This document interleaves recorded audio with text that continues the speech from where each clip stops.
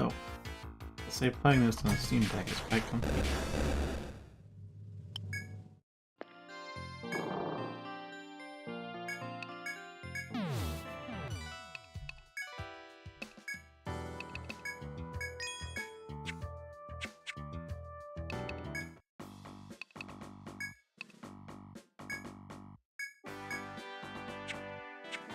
Gotcha. Good.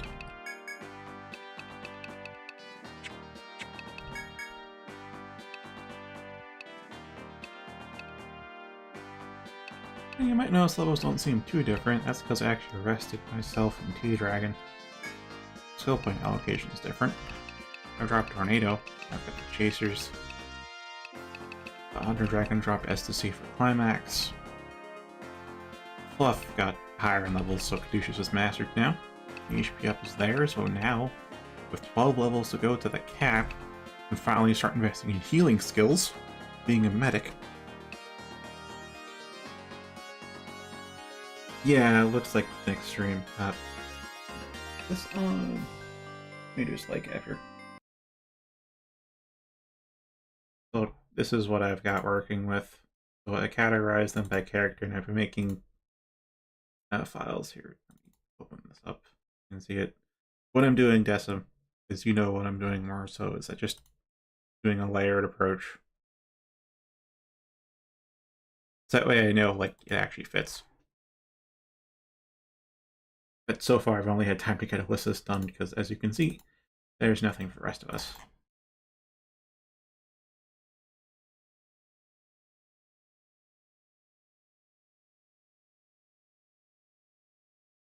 So yeah, technically later today, but you don't... Oh, right. Game capture was up. Yeah. Got to disable game capture. It will. There you go. You can see I had time to extract the textures for everyone. Technically there is an asset viewer tool I've had that I used to get everything out, but I did it with the actual editing tool just to be on the safe side.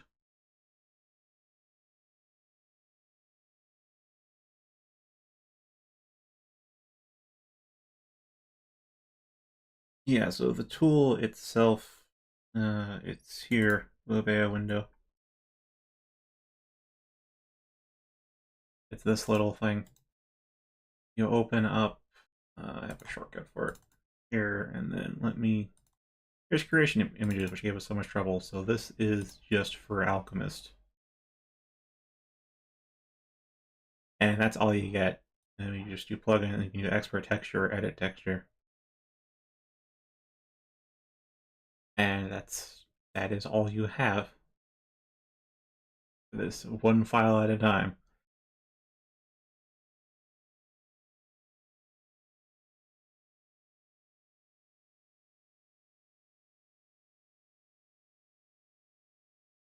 Yeah, I had time to make the edits for Alyssa, but not to apply them to the game. So what I've done here and see what I'm doing is I'm just doing a multi-layer approach.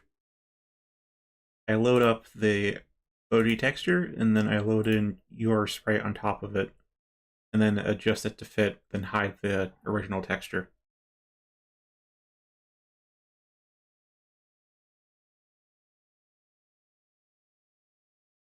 Alright, that. So technically I can get this done like later today, but stream's over by then. So yeah, next week. Not close though.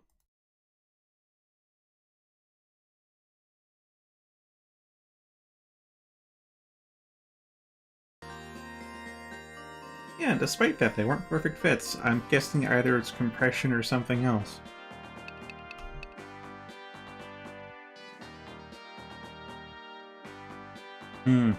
Yeah, and as you saw, I took the what was inside that zip and sorted them into folders by character.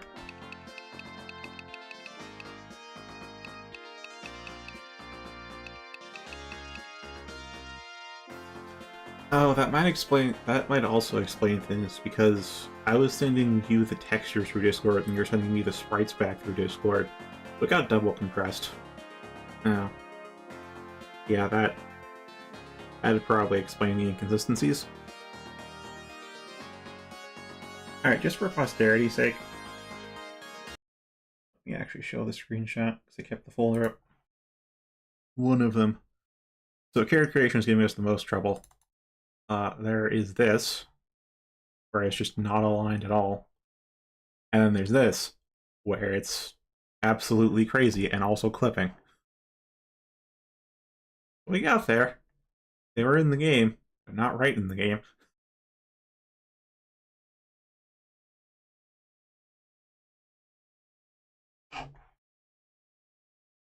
Again, I forgot to disable game capture.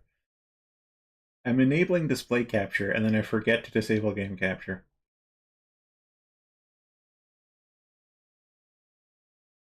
Yes, we have it's smaller than it should be, and misaligned. And then there's this, which is just... Yeah, no, I can see, having studied a bit how the Game Boy Advance does textures, I see how this happens. The staggered lines, but yeah. And there's the clipping, too. Because you actually don't have the full texture to work with and space. You have the sprite's original space, not the textures. But still the texture, you have to edit. Alright, and that is visible. That's some of the fun stuff, so I did actually get all of them applied in game, and then we found out the problems.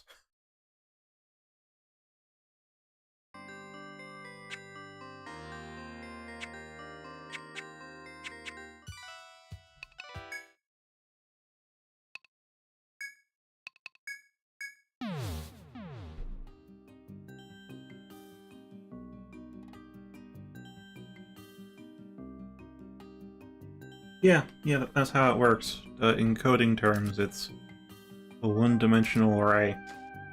The sprite is stored as a one-dimensional array of just pixels or color values.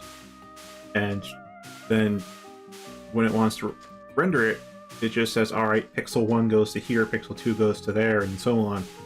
So it's not seeing width and height of it at all, it's just counting the pixels and then plotting them to preset spots. So if the width doesn't match, you get what you saw there, where like the line goes into another one, into the next one, next row, and it all just misaligns more and more as you go down.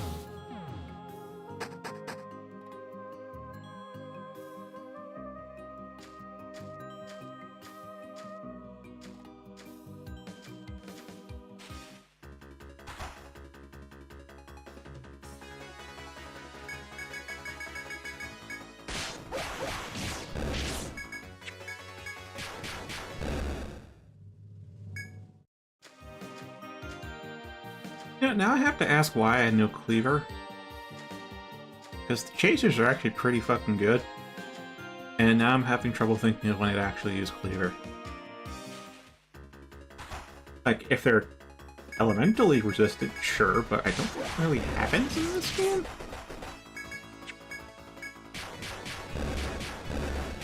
Really unsure if anything's just like immune to all the elements and you can only do physical attacks.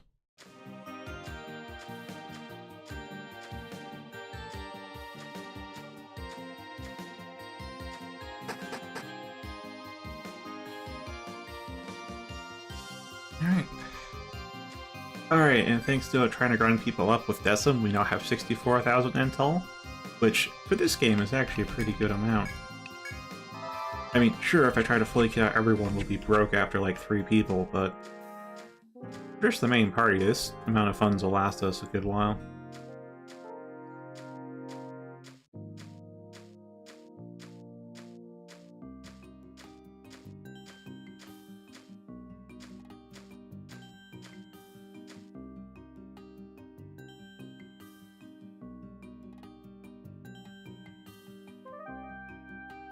Yeah, fair enough. Redundancy is, eh.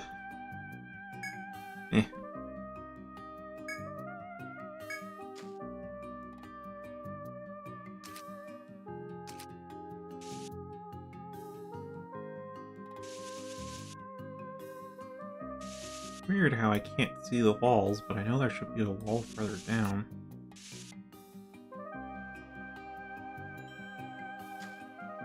Yeah, there would be. Alright, I know exactly why I couldn't see the walls, because it's draw distance 4. Oh, there's a foe. I think we have to kill it to progress.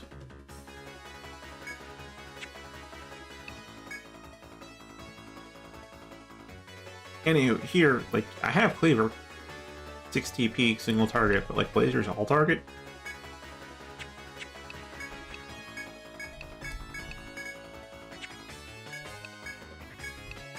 So I don't want to use Blazer, and I still want to hit multiple enemies. I don't really have an option. And if I want to hit a single enemy really hard, Blazer's still a good option.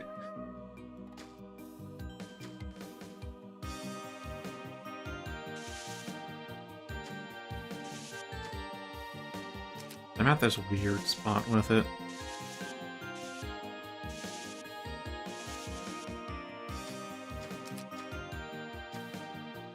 So initially it was just like, yeah, no, but I'll keep Cleaver. Cleaver's awesome. It served me well so far, but like, Blazer's just kind of made all the other skills redundant. Just like, what? Why would I use... no, Tornado actually makes some sense. All Slash probably makes sense too.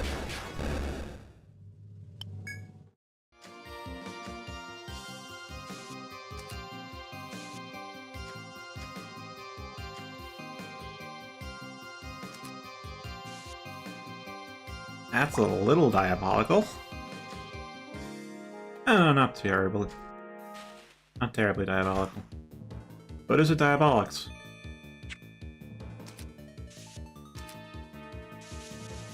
That could have been diabolical, I'll say that much. Because, note, in the original DS games, to fight a foe you have to step onto the same tile, so when you flee, you step backwards. But if there's no tile to step back onto, you can't flee. So by putting this column right here, if the foe decides to just step into us as soon as we step here, we can't really flee, unless the column's blocking our exit. Fortunately, they don't do that, but I'm just saying, that could have been a dick move. Now here we can do Cleaver, we haven't seen this foe before, so I'm just going to try Blazer, because I feel like the Forest Folk are weak to fire.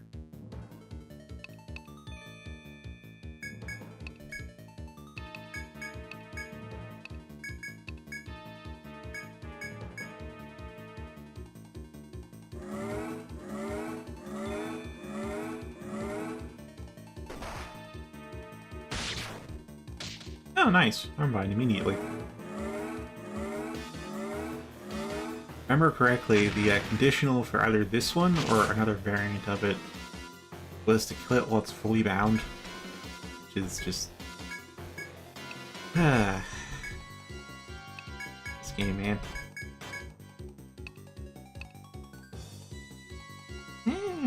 Yeah, let's just throw on healing.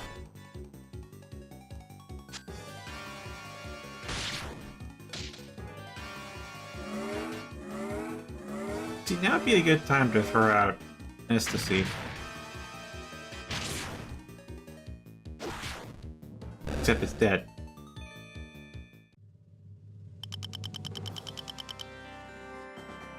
Wait a minute. Caduceus was dealing more damage than Flame and Blazer combined.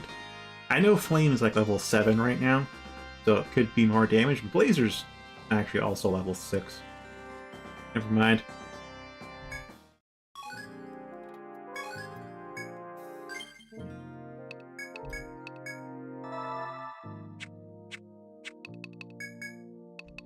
Yeah, Blazer's level 6. Flame's level 7. Caduceus, level 10. I mean, that's pretty strong.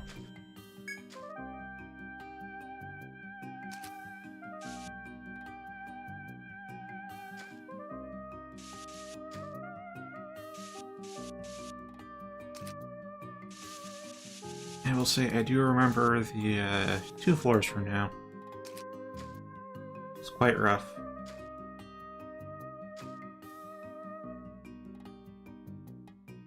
Oh, hey, loot. Is this going to be trapped, though? That is my question. Not that kind of trapped. Yeah, like here, like, I could do Blazer with... what's the name of the skill? Inferno. That's 26 TP from the whole party. Or I could just do Tornado for 8 TP and do normal attacks and get probably a similar result.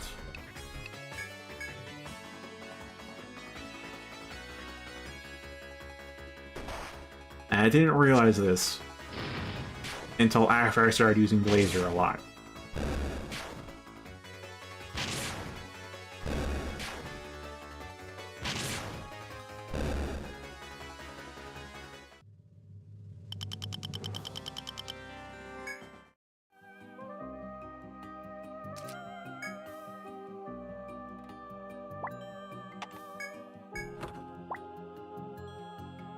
Sell it to...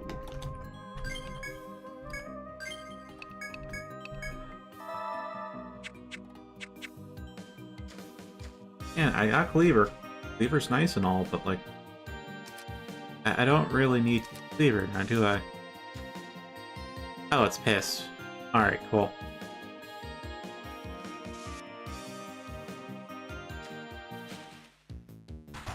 Yeah, here's the variant of the Diabolix Cruella. I forget which one of them.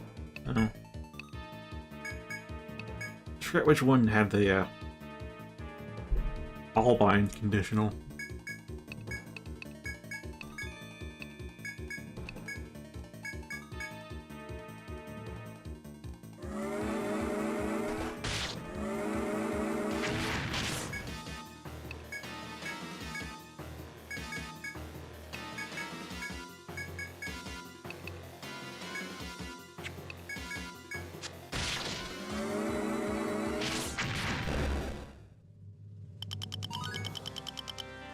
You know, Cleaver actually did similar damage.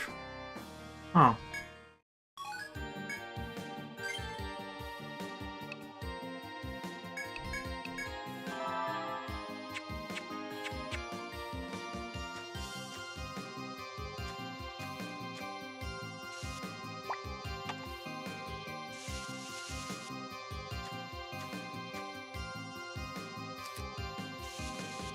I don't know which spot actually triggered it, and I won't know until next time it respawns, so...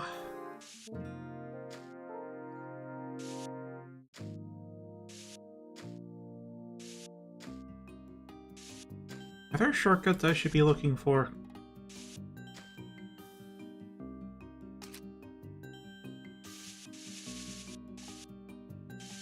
Corridor is this long, there has to be shortcuts, right?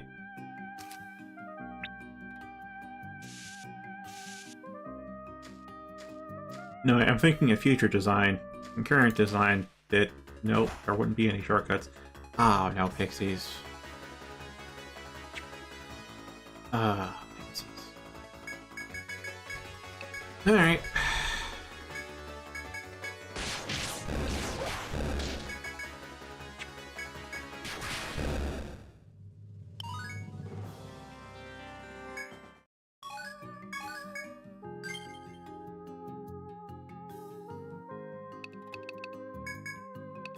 Oh yeah, no, beat 17F. The next floor is just going to be teleportation all over the place.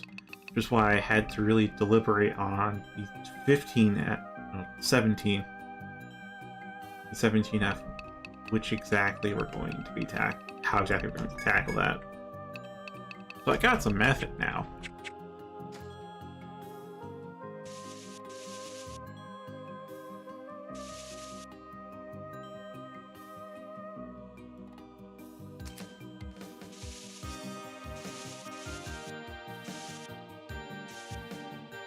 I want to see what down is like, but I also feel like up is where we should...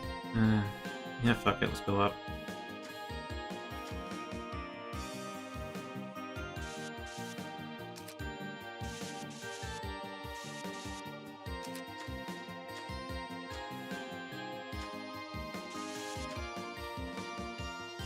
Oh, hi there. Yeah, we're going to fight your butt. So... oh yeah, dead end. Cool.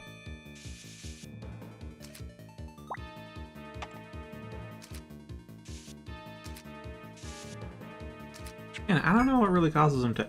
they are not weak to fire. They are resistant to cut, and yet Cleaver did similar damage to Blazer.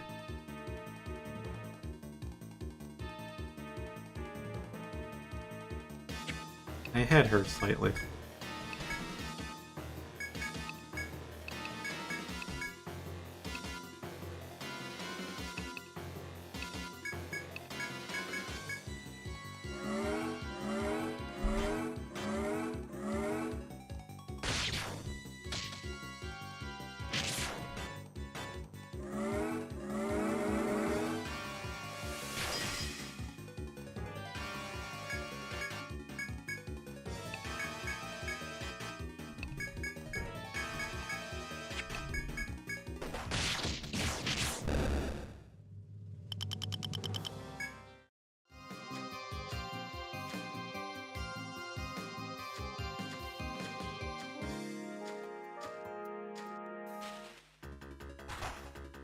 Okay, pixies are... oh, they are immune to elemental damage, never mind.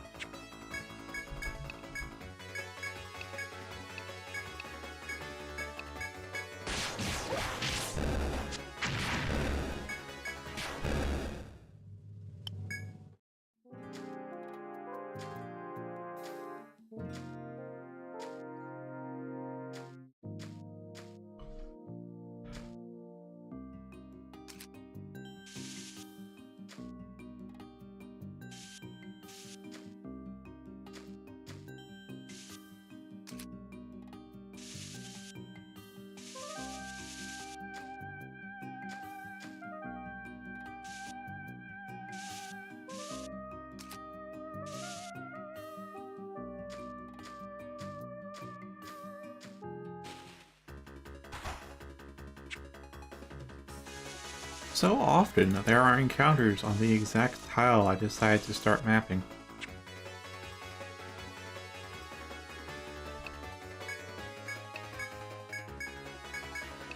Curious if Cleaver will secure a kill on a pixie by itself.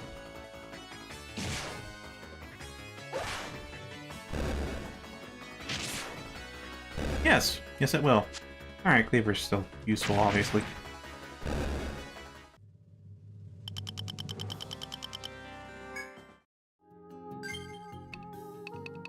No, I am curious about... alright, so all slash requires... axes level 5, 2 hit level 3. So that's 8 points. So 18 skill points we'd need to have in addition to whatever we've got. Which means we cannot master all slash if we decide to go for it, like, right this moment. tornado? That requires 10, so we'd have 7 left over for this, which... get one up to 9, the rest of them up to 8. Probably not gonna do that. Probably not. Probably want to invest fully into the Blazer Freezer and Shocker, and then I get to TP up at that point.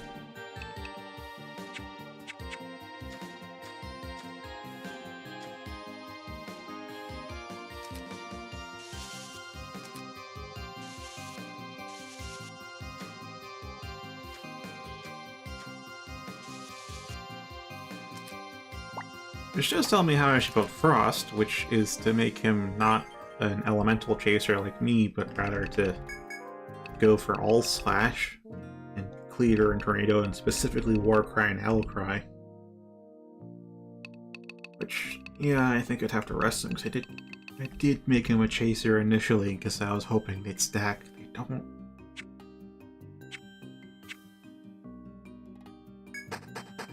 Alright, B19F. Excursion into Despair.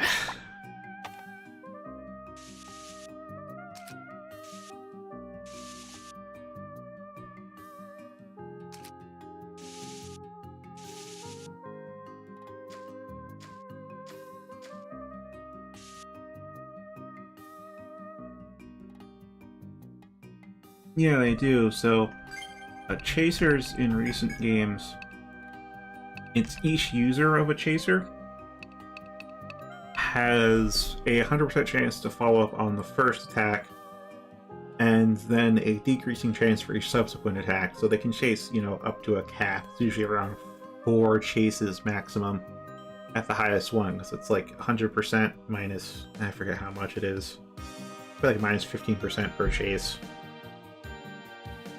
Just kind of keeps going until you miss a chase opportunity. So if 2 chasers, well, you then have two people chasing separately, but they won't chase each other's chases. That is important to note. They did code for that. I think it was in 4 they didn't code for that, so chasers can chase chasers.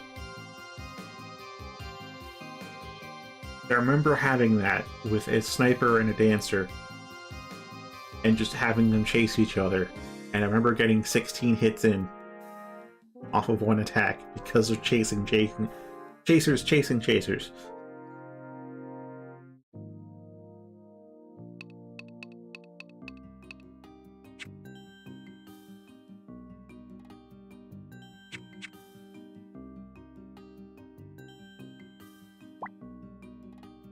Well, unlike before, these are actually like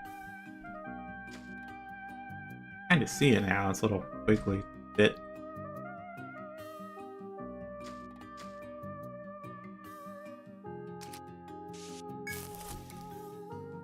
And as you can see,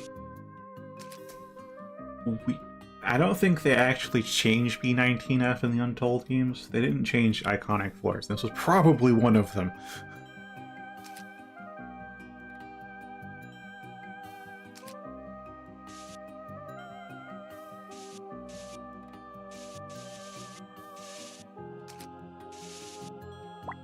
So now I just have to hope that this holds up.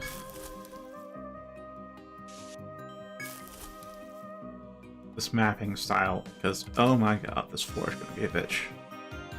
The map, not so much, not too much to navigate, but definitely the map's gonna be a right bitch.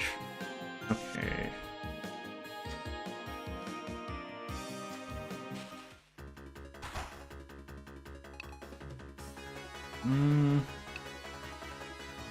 I want to use Peace Ballad.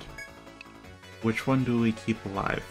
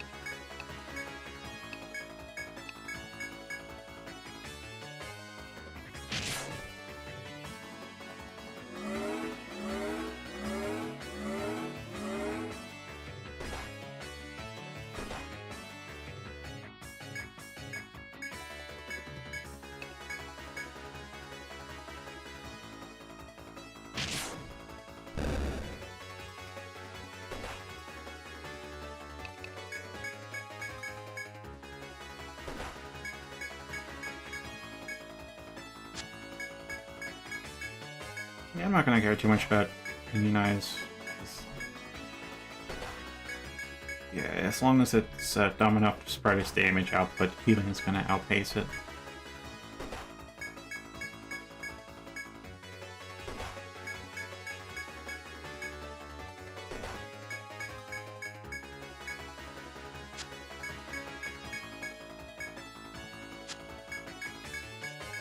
I just need Alyssa to get to full TP, and we're good to go.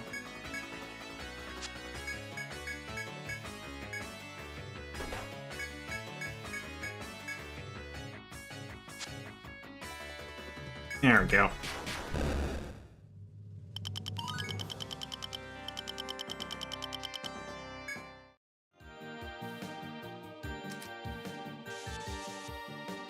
Yeah, so as long as I'm fine doing that every now and again, we are basically free to go full power in every random encounter.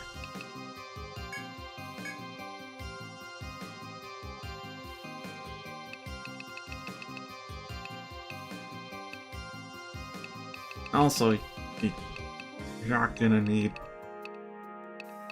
TP up skills given how little TP we use. I know, that was a... Weird.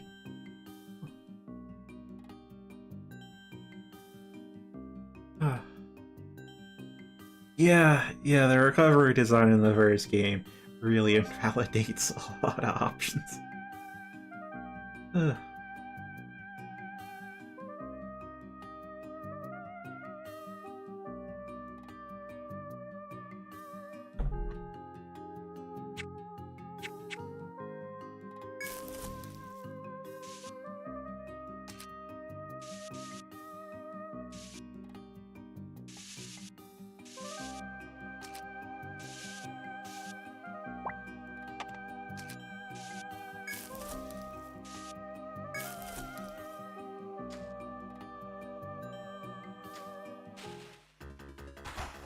Oh hey, new enemy.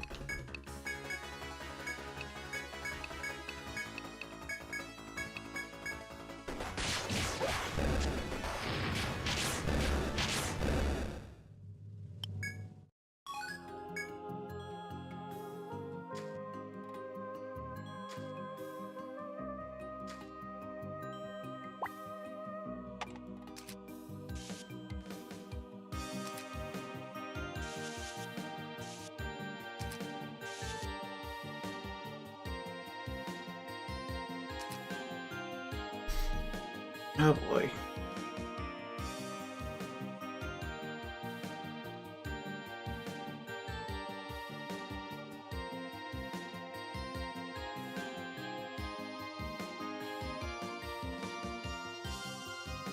Oh boy. Oh boy.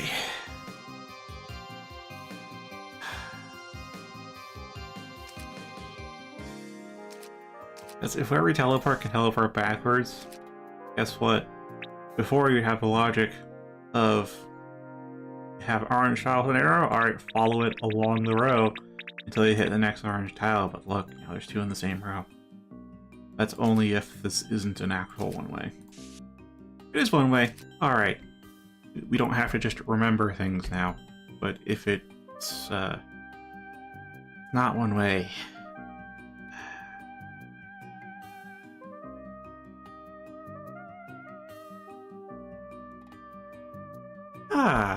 always remember to save, Decim.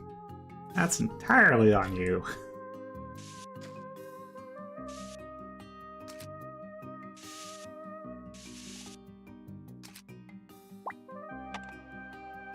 Hey, and untold, you do have more mapping tools than me, even now.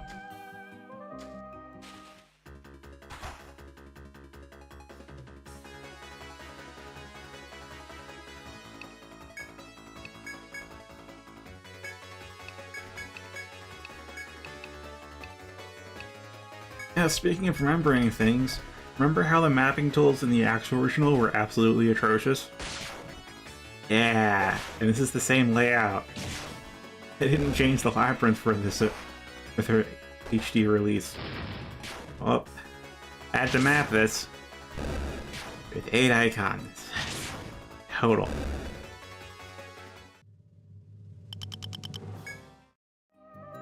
I think how I did it for a time was just to do walls like that. And then we just had the long distance warps, and I'm just like, well, fuck, that's not gonna work. And I don't remember how I did it. And I could just go get the cartridge and boot it up and check the math myself right now, but no thank you. I'm reliving things enough already.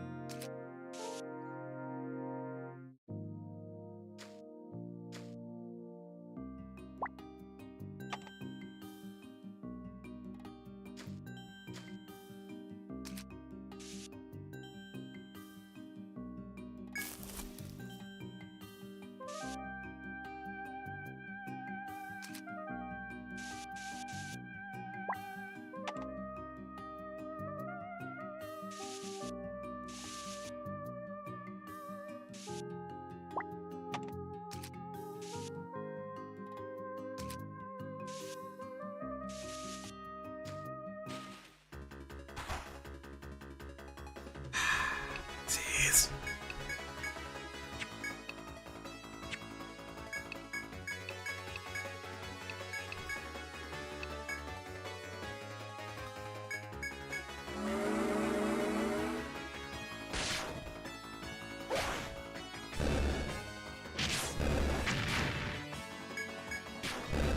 Just want to remind you, in case you forgot, they have petrification.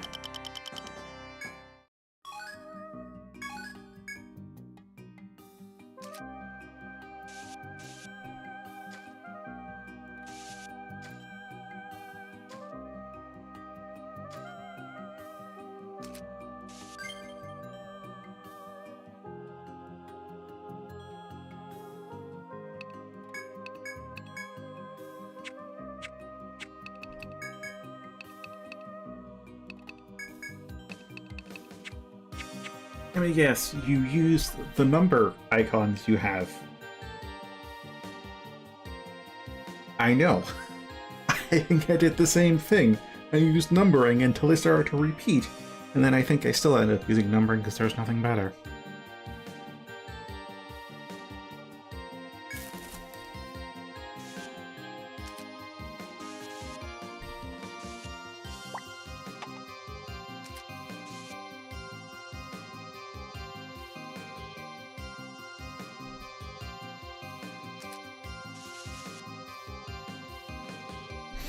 Let's see, you mark the start point as 1 and then the end point is 1. And then the second shortcut you had the start point is 2 and the end point is 2. Because that way I could save up on number usage.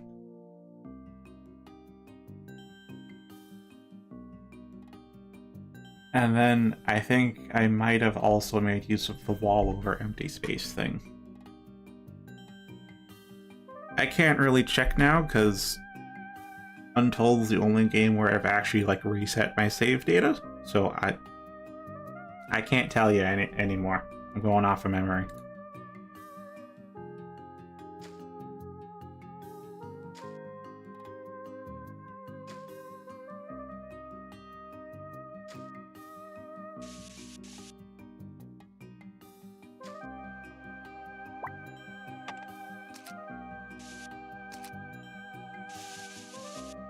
And the only reason I reset my save data in Untold because they won't let me rename my guild. They did story mode first. And I was like, alright, this isn't Ithra, let's come up with a new name. And I did, and it was Carwinan, which, if I remember correctly, was an old Celtic name for Excalibur.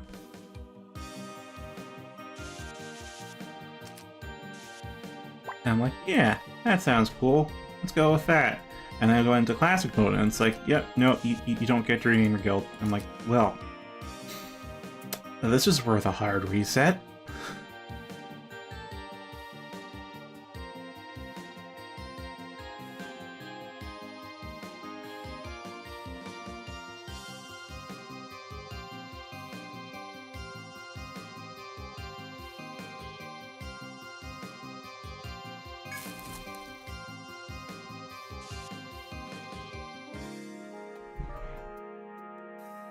Alright, let's see that screenshot. Or not? I don't know why InViewReport had a new message icon despite not... Oh, there you go, Alyssa. Alright, back to the game until that's posted.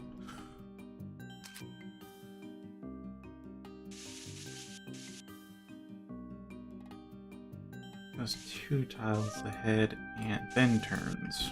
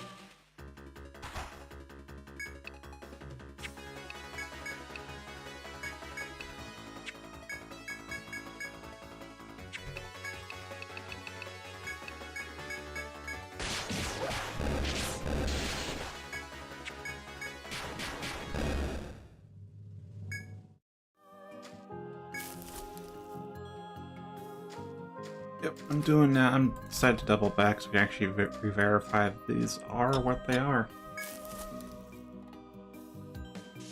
Okay, let's see how you do this.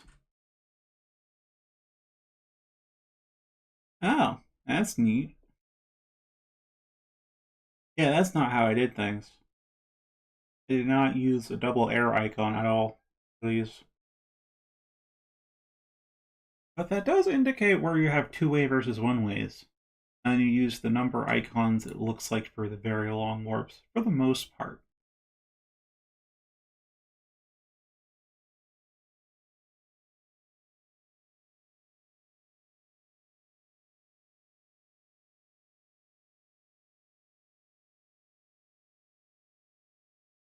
Well, that's just a rage elope. And that's just a meme at this point.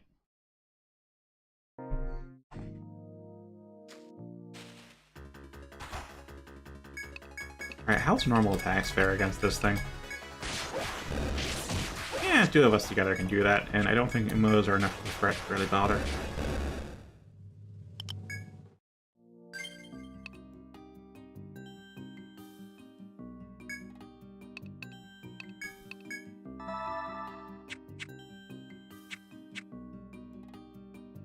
Nine guys in the force. Okay.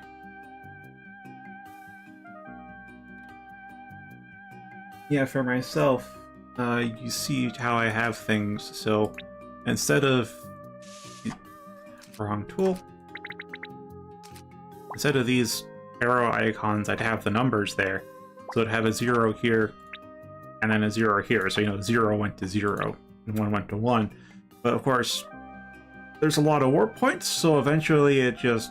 you end up reusing numbers.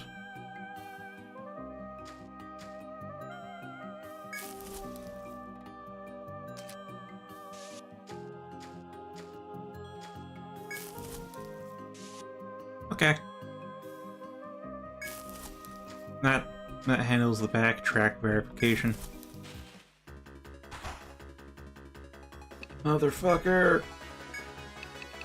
Alright, I know Cleaver by itself can take out 1.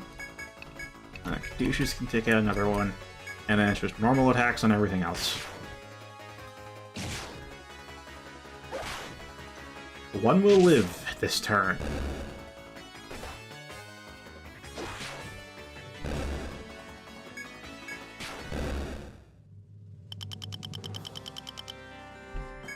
I mean, we'll see it together. I never got there in the original, or Untold, for believe reasons I've mentioned before.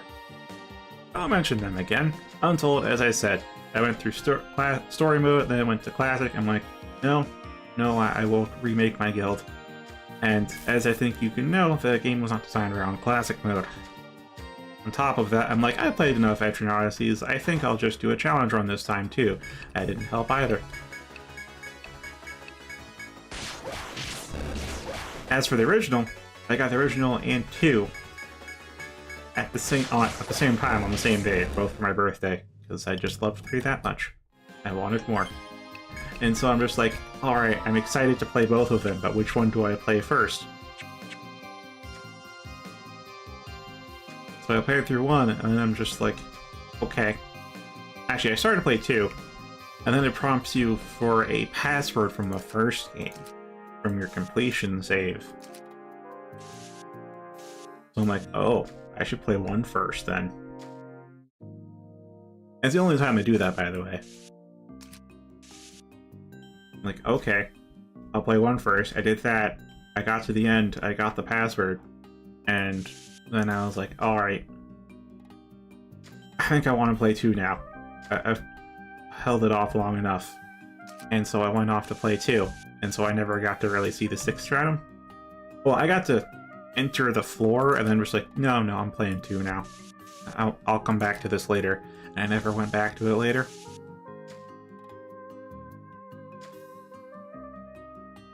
In 2, I just made a super physically oriented party.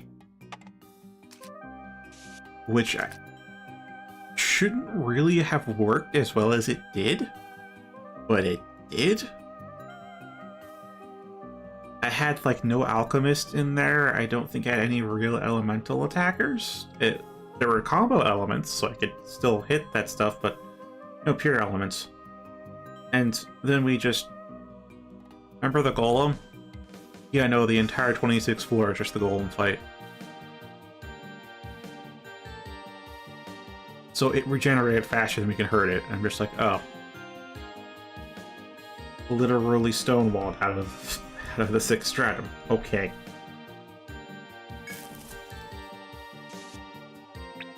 I forget what released after that. Probably 4. Because I got 1 and 2 before 4 came out.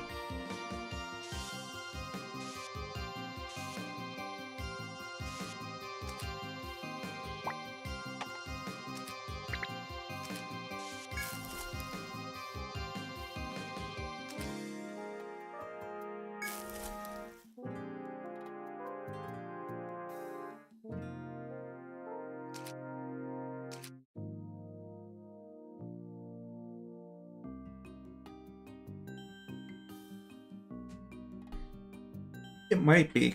Might be. I've heard tales of the floor. And I've seen glimpses of the map using custom mapping tools, and I'm like, oh no. Oh, this is diabolical. Which is why I say in every game, the 6th stratum is just, what if the devs were dicks? What if they were just as mean as they wanted to be? That's what the 6th stratum is in each game. You can stop holding back. And just be like, fuck you.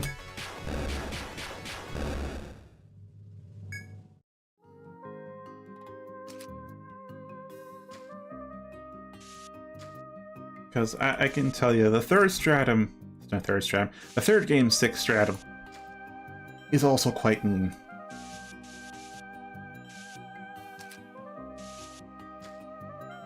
And I won't say too much more than that. Because I know you're playing through EO3 HD.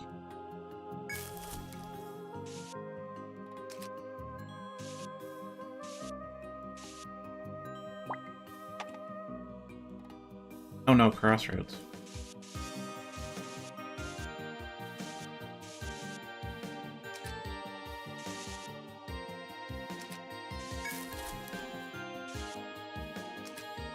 Okay.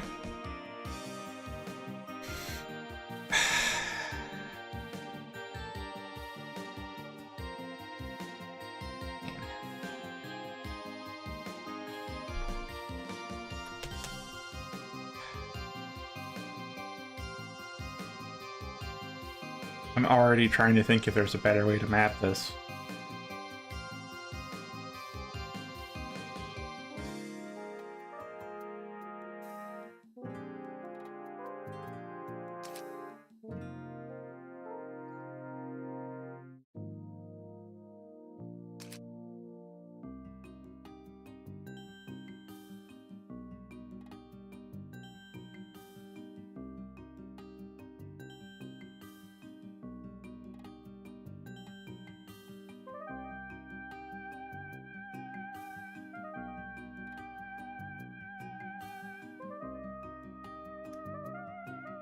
And it depends on if there's... That's something I consider. However, you should know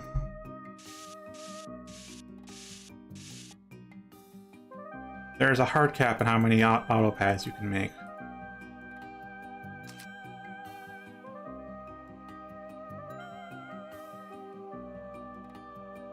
So that doesn't really work.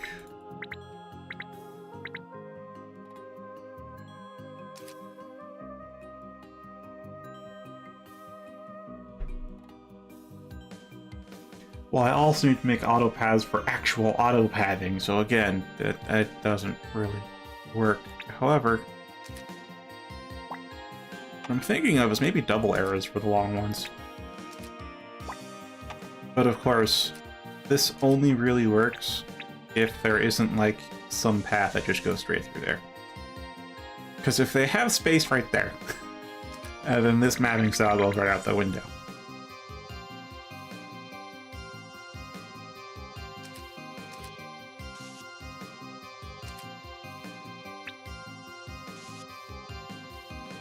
Orange tile to catch the eye.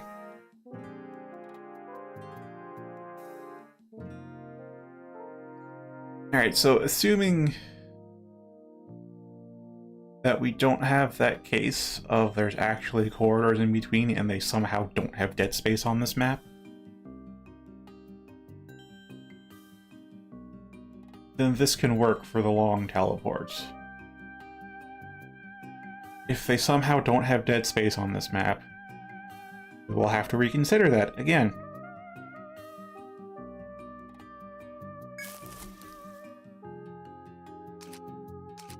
So far, I'm only going to do double arrows, not for lengthy teleports, but for teleports that, you know, go through other teleport spots.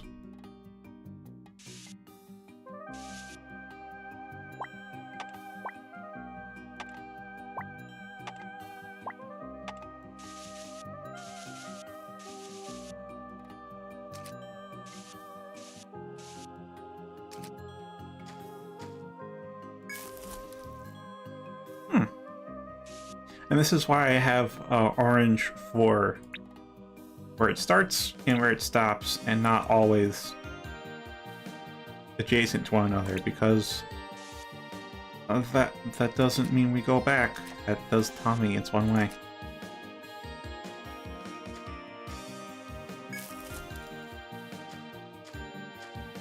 So orange and an arrow for the entry point, and then just an orange tile for the exit point.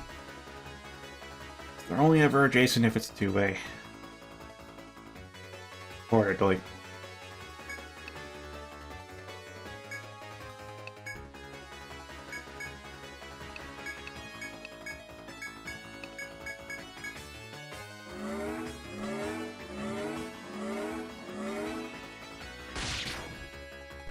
Good. If we use skill, we can insta-kill one.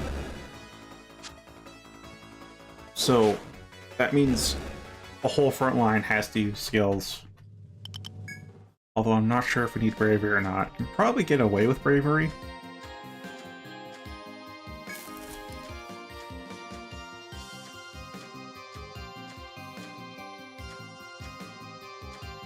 Oh god, autopathing this is going to be a nightmare.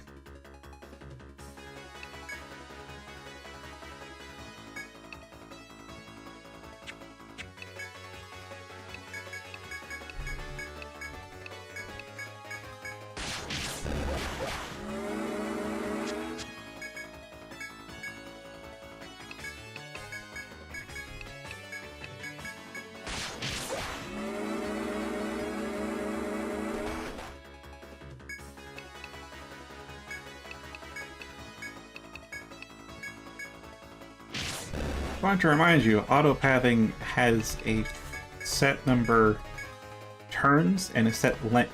Oh, they can just spawn more.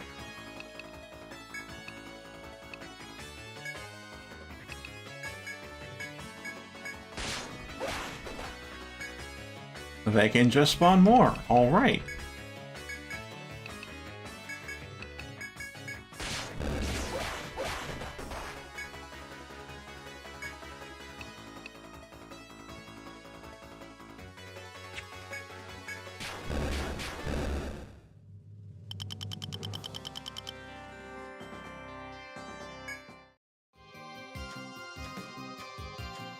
You can tell I didn't know that because they never get left alive at low HP.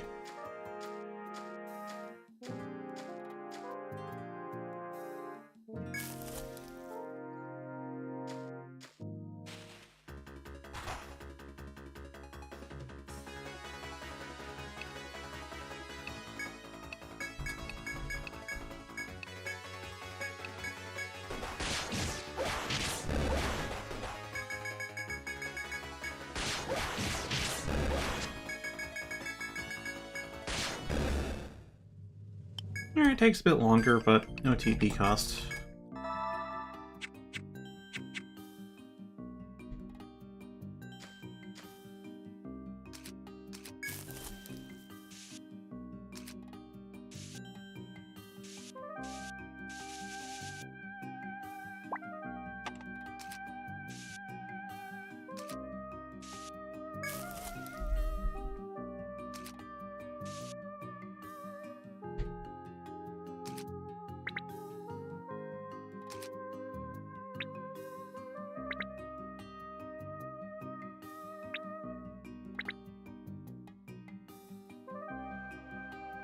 Alright, by erasing the orange tiles from some, I can at least tell which ones I haven't checked yet.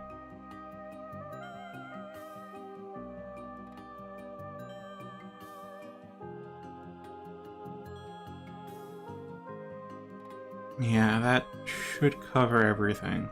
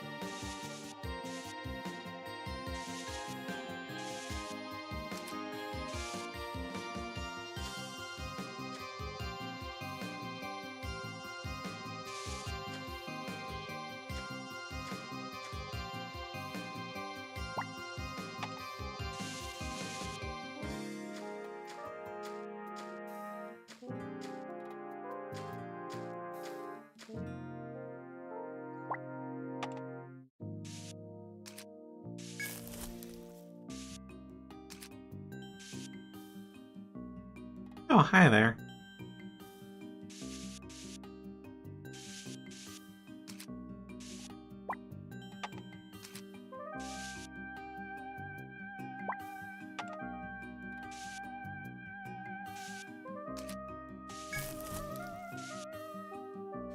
Okay.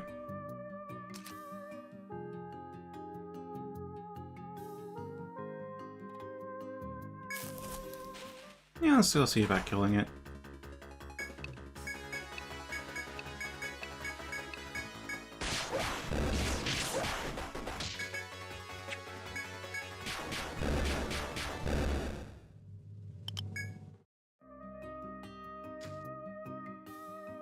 Mm-hmm.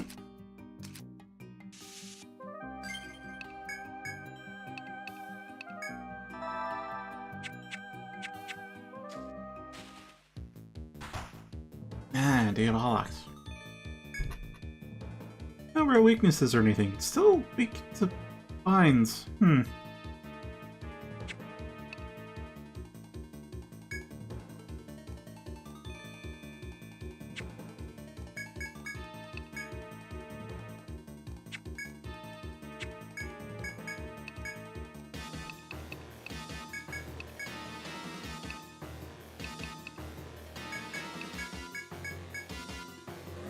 What? Doesn't have any skills other than Curse, so I think if we get... Yeah, if we yak its head, then it can't use its skill. At which point... Yeah, I can basically one-turn this thing. Well, almost one-turn it.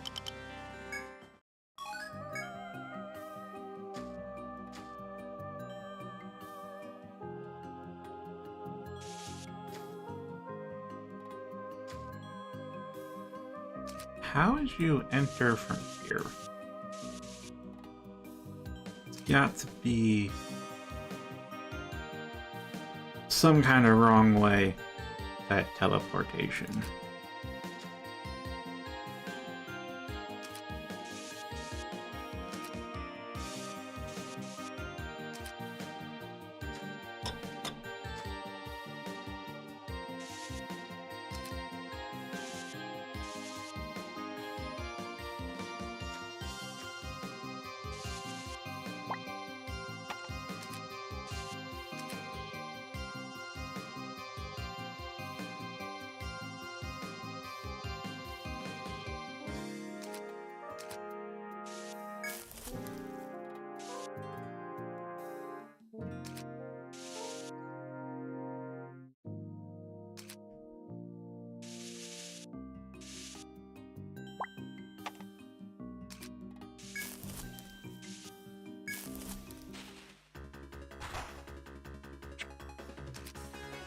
Okay, good. That's relatively short. It's just beyond what the small screen can show.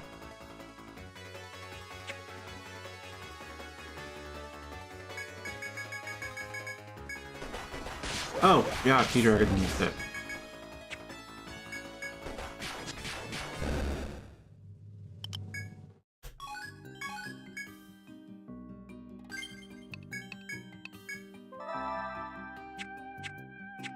Like, oh yeah, that's 90% HP. That should be fine. Okay, almost no. Almost a no.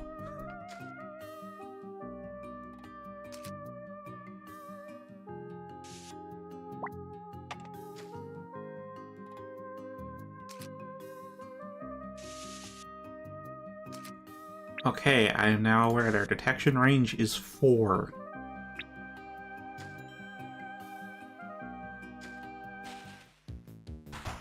Detection range of 4. Alright, let's do some boosts. I want to get this thing killed and over with in one turn.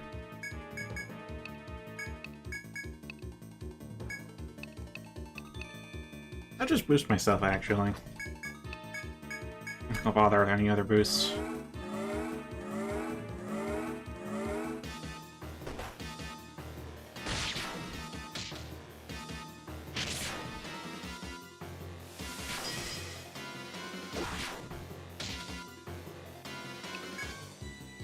Stun?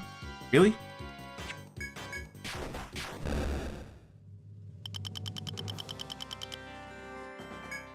Like, I know it can stun, but like, it already acted.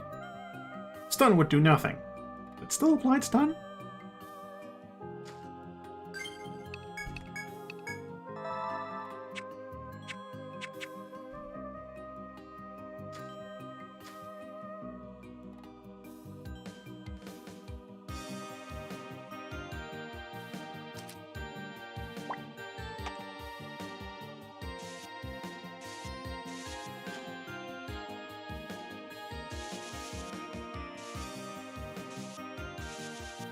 Is it really a detection range of 4? Or is it a detection range of line? Because you think it'd be here at the intersection, but no, I first saw it over there. Wait a minute.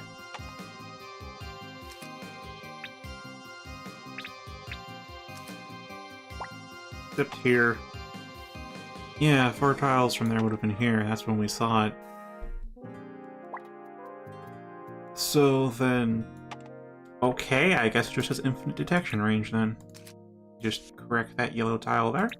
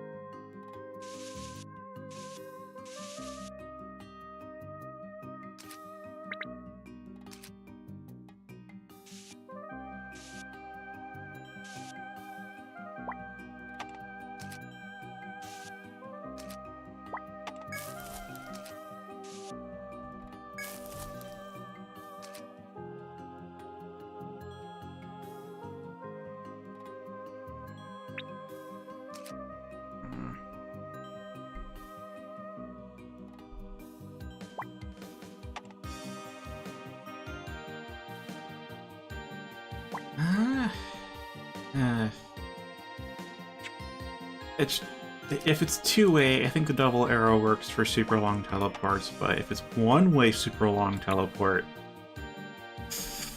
yeah, I'm gonna need a new way to annotate things.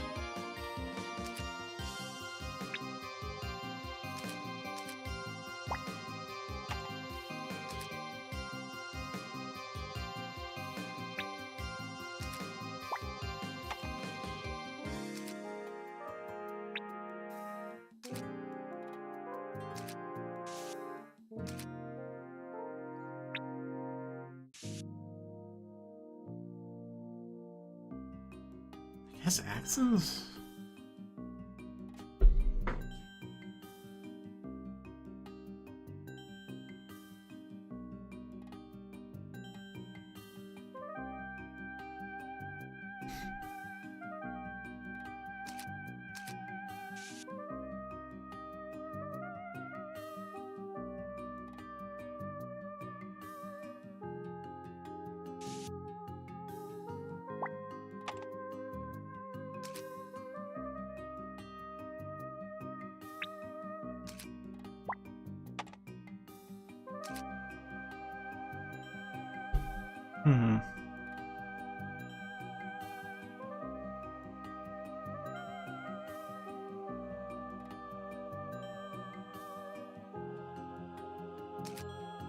I'll go with double arrow, at least for the starting point. Hey man, go.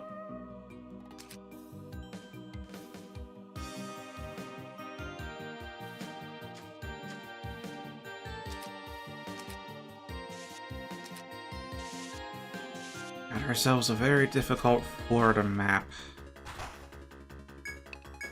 Not because it's hard to navigate, but because our mapping tools are insufficient.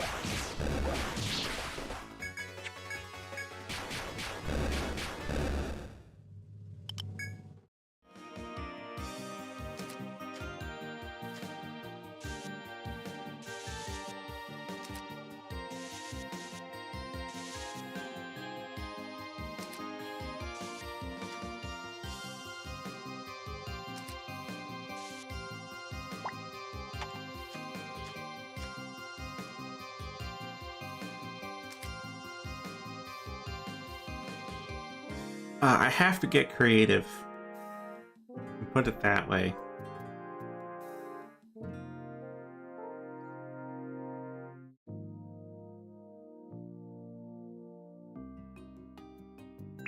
But here we have these bushes that teleport us to other places, and so far I have it so we have an arrow to indicate where the bush is, an orange to indicate guess we've traversed that bush, and another orange tile to be where it bush teleports us to, except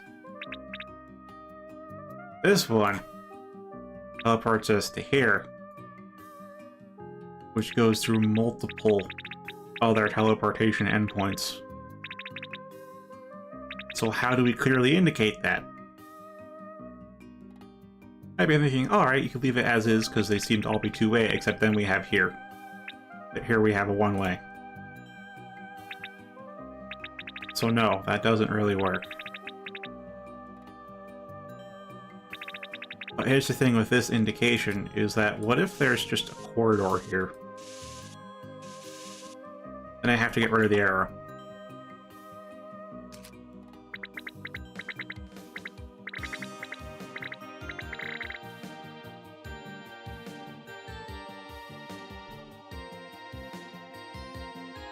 So it kinda works?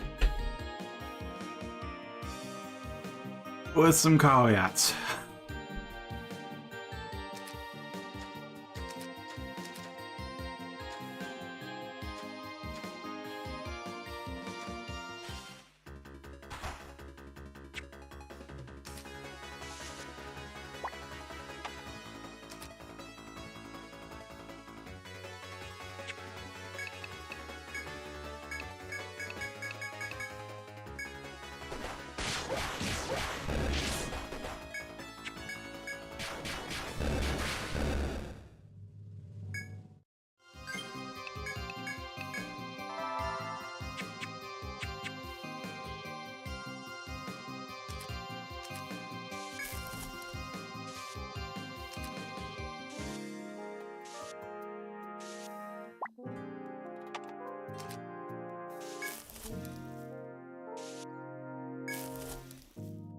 that go through anywhere? It does not go through anywhere, at least not yet.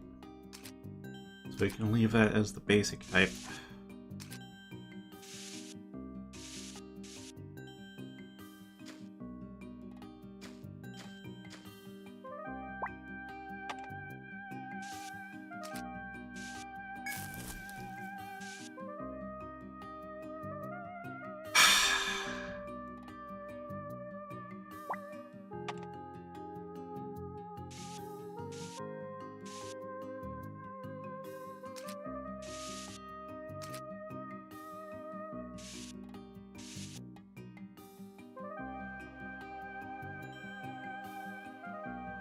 How the hell does that happen?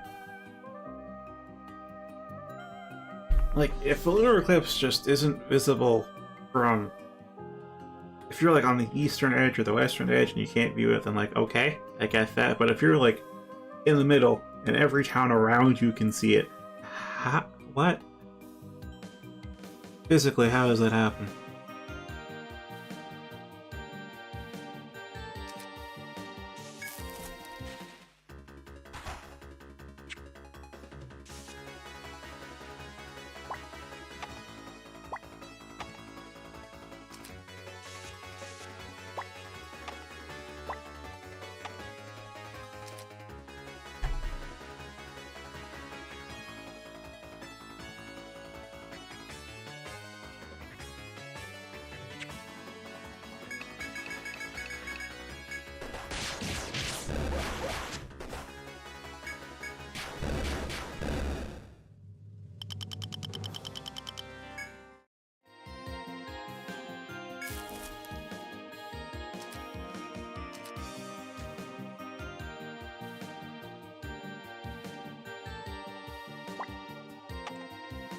After getting through the forest folks' passageway, you sense a dreadful presence ahead.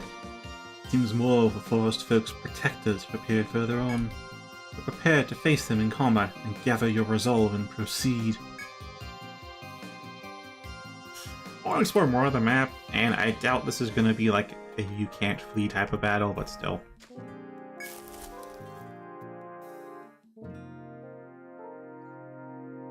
Yeah, again, that whole like, very tip of the country is outside the eclipse path. We don't know exactly where Manko lives. Going from the description of everywhere else but you, and assuming you don't live just at the tip, then how physically?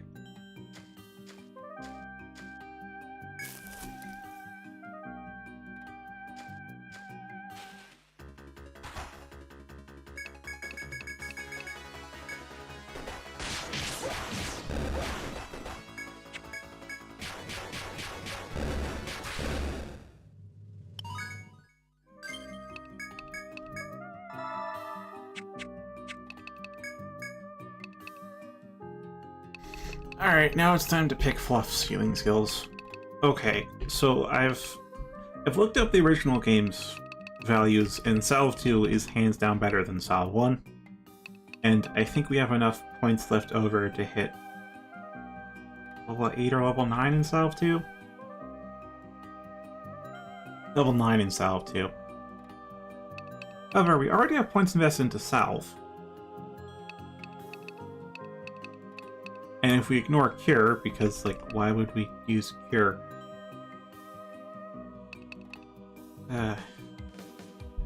It's basically a question of whether they buffed Salve or not in this. Kinda doubtful. They buffed Healing Touch, which makes me not omit that entirely from the realm of possibility, but, like, they tried not to touch things that weren't already decent. And only touch the really bad stuff and the broken stuff, but like Salve? I don't know. I just remember that in future games that have Salve, Salve 2, Salve 3, or whatever, the first one's just more than enough, and the other ones were, I guess, lower point investment for a slower cast for the same heal.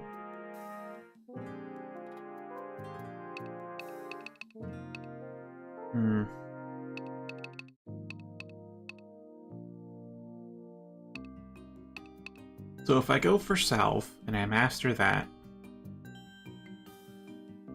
we need Have 5 points left over. Which is enough to get Unbind up to where I'd like it to be.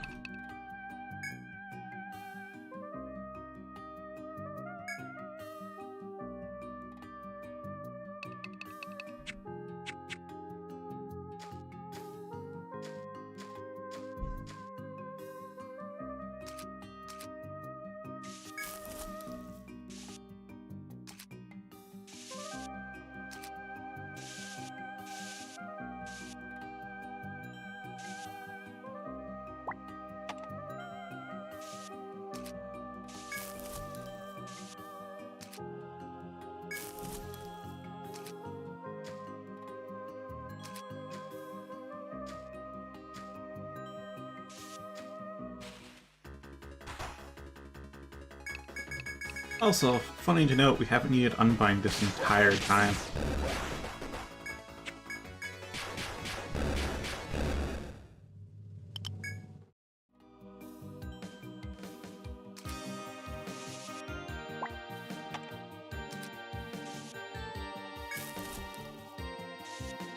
Oh no, it's a long-term teleport.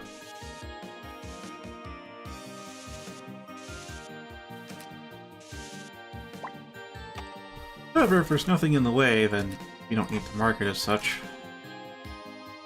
There's stuff in the way. Alright.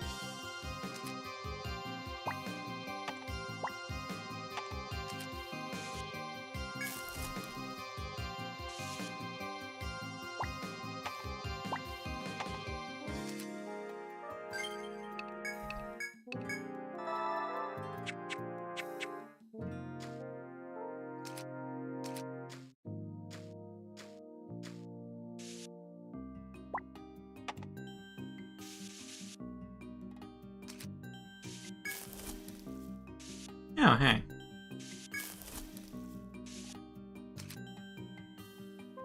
Neat.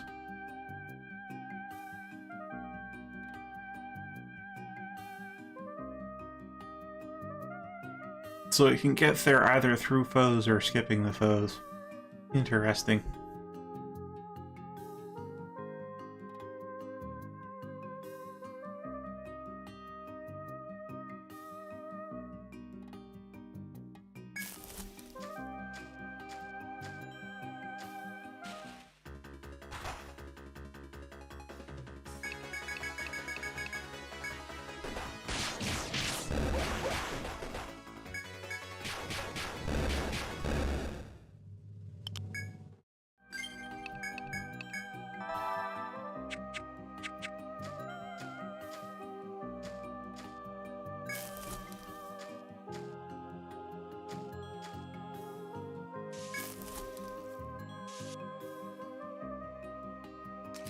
Interesting.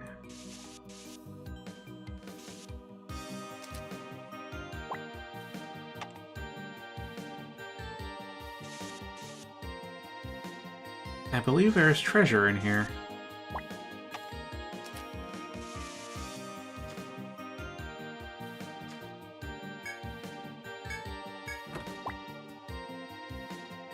$1,800 in.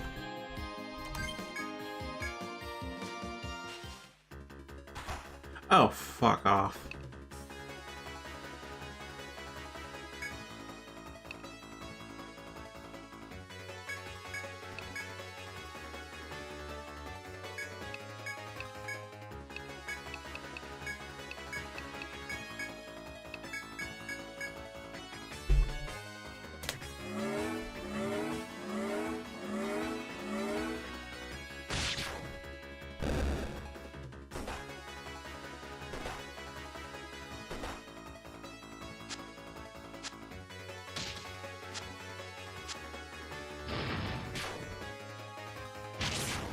Oh god, they...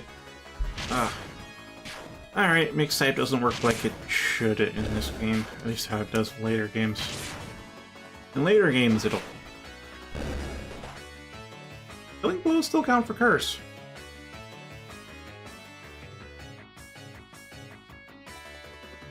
I have learned important things in this encounter.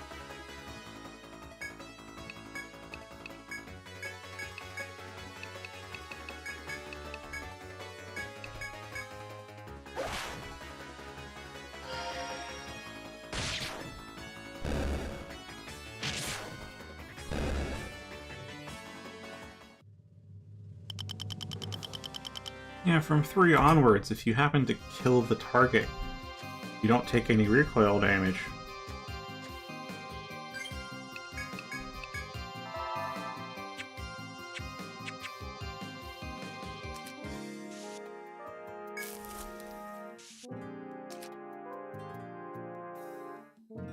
Okay.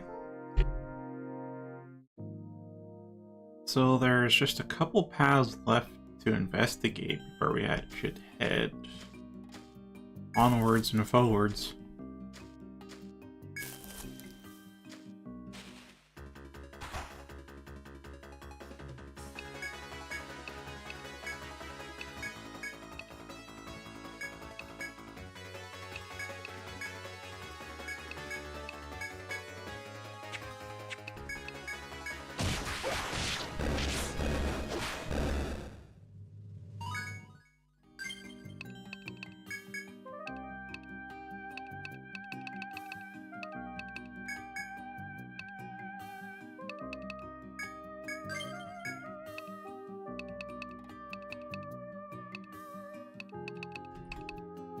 If I don't max attack up, we can max boost up, but I don't...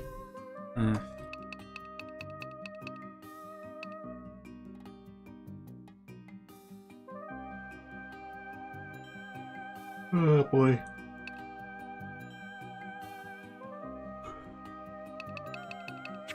Oh well.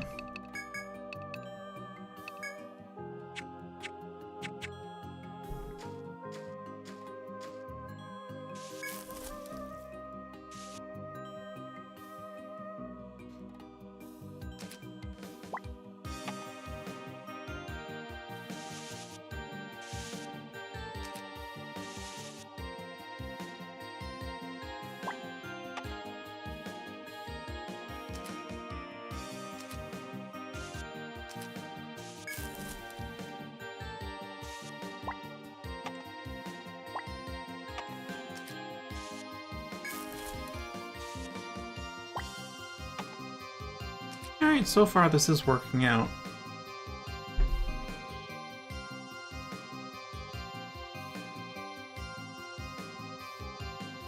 Yeah, shit, not quite actually.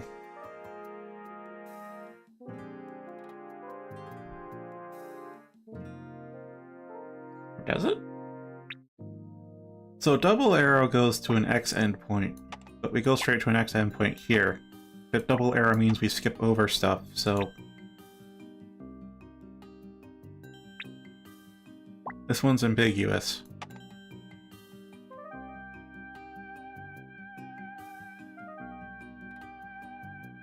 It kinda has to be ambiguous because this one...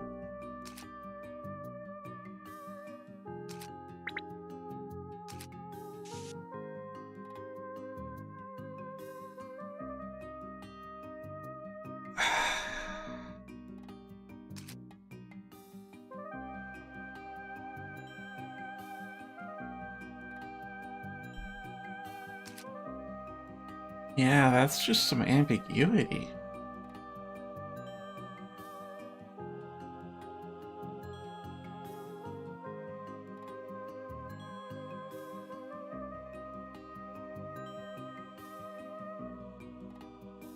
Unless they introduced like a triple arrow, but then it would be for just that one spot, I guess? If I do a triple arrow, it would go to a circle.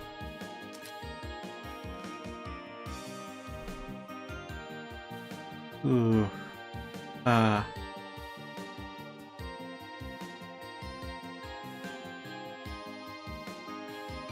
Okay, I think I have a better idea then. Points to an X. Again, as long as we don't have the double... As long as we have the proper dead space in here, this mapping style will be fine.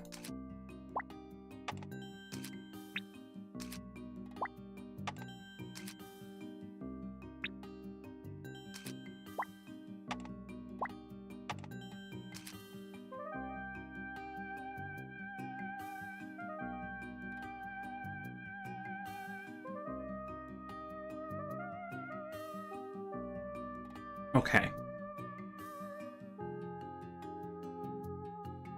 Instead of having a double arrow, it's an arrow that points to an icon, and then I can put that icon at the exit point.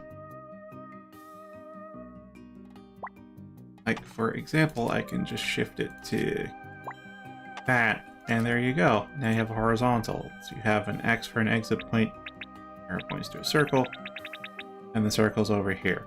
Of course, this specific example still doesn't work because of this freaking cross one right in the middle, but you know. You know.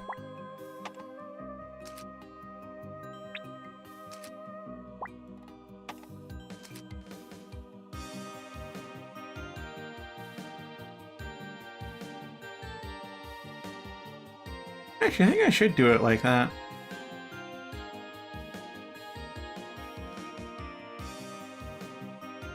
Because then here, when they point back at each other, you could technically perceive it as ambiguity.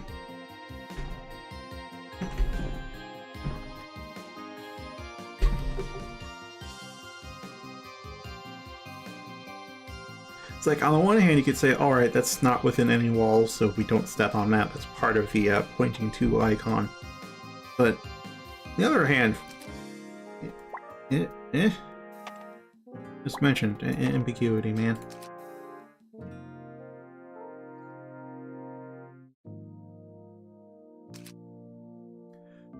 Part of the issue of doing this way, though, is the fact that I use X's and circles for quest locations. So, you know.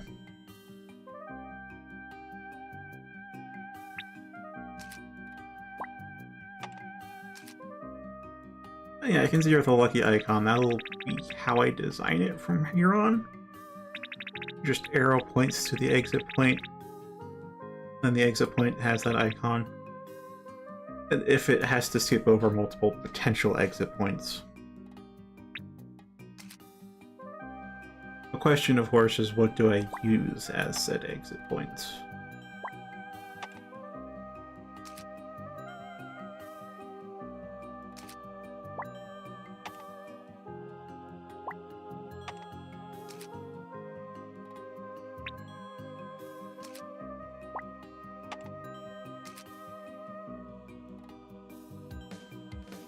Yeah, for now, just use X's and circles.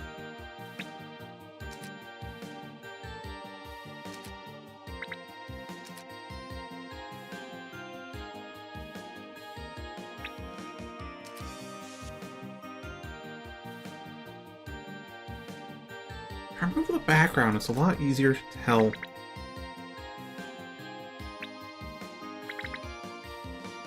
What icon's supposed to point to, but it can still be difficult to find the exact icon.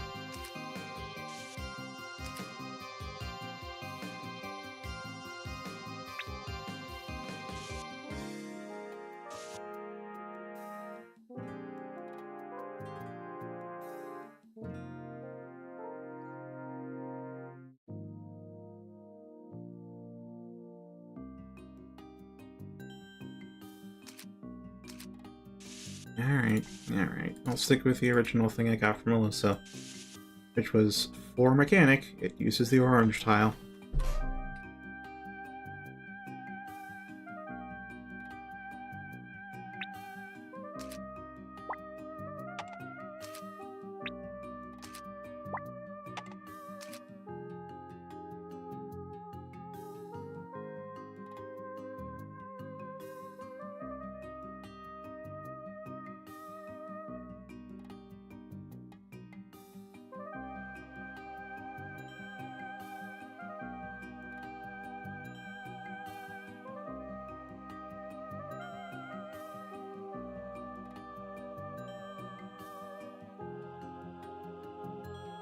Alright, that'll work.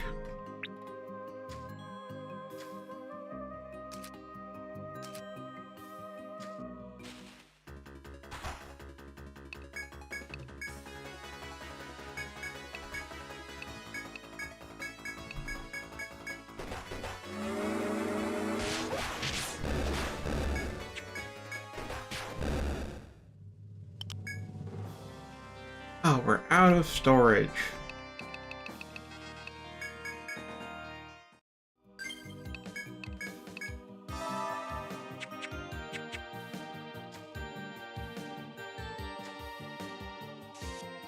Oh, we just found a gathering point.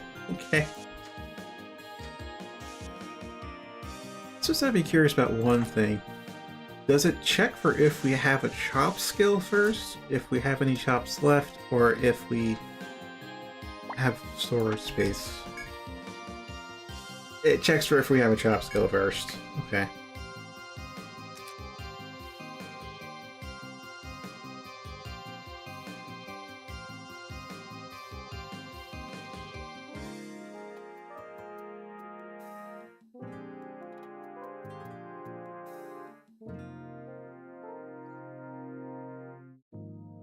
It just now occurs to me there are actually more long-distance teleports.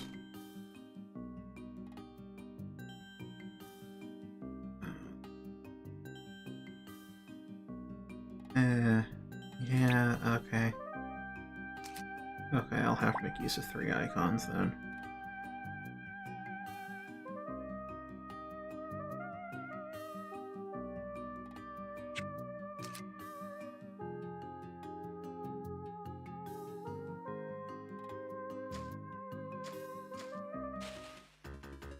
Oh, good.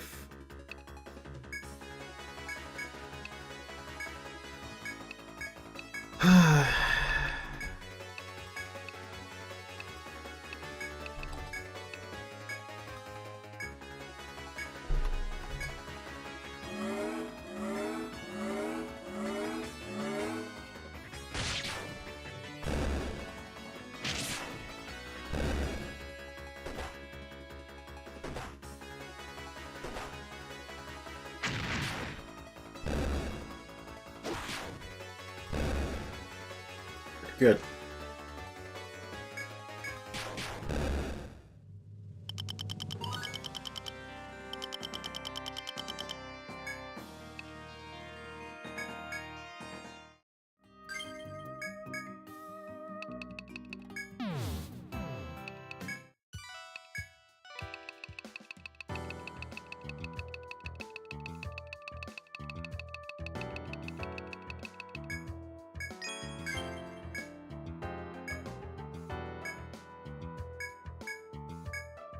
A lot of new items.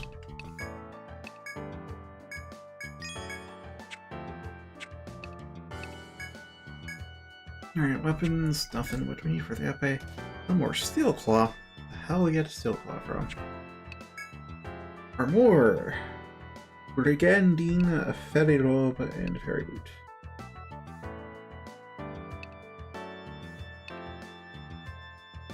Alright, so Brigandine goes, well, it's better than Dark Tunic. Not as good as Ebon Plate, though.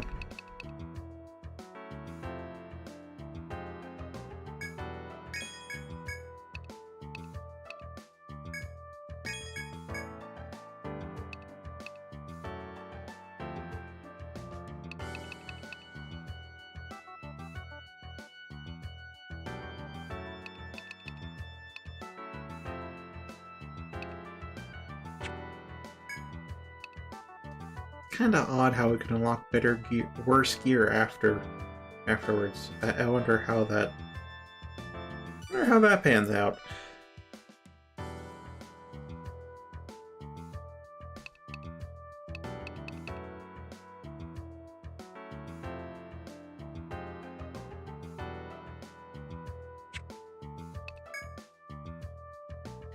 Whoa, Vit plus 4, actually plus 7. Same as defense plus 5.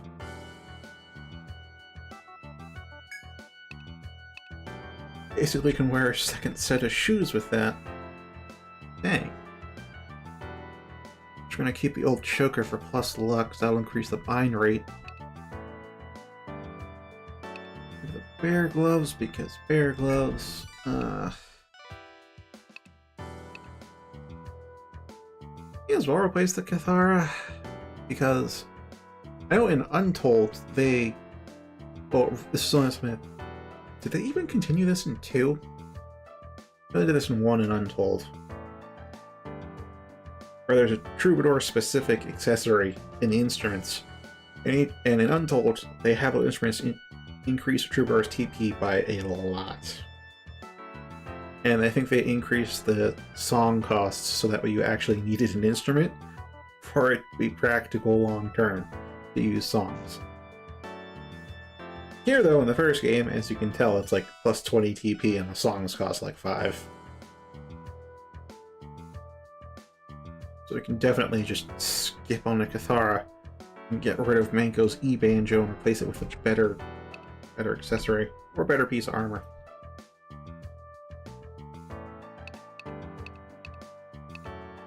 Yeah, it's just TP plus 30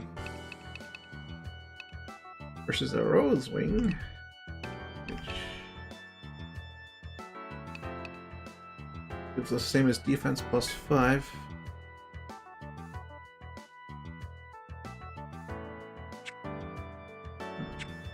Yeah, same as death plus 5, and more vitality, more agility too. In exchange for 30 TP, so yeah, I'll take that.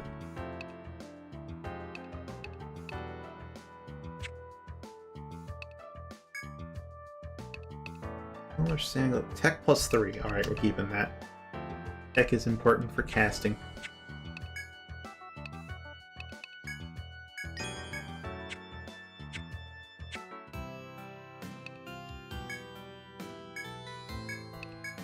Now then, Soma, push me. A Fairy Honey recovers partial party HP. That doesn't say how much. In some games it's like 80. Other games it's like 250. Really do vary. Carpeo says exactly how much. Medical 4 says how much. Vector 2 doesn't say.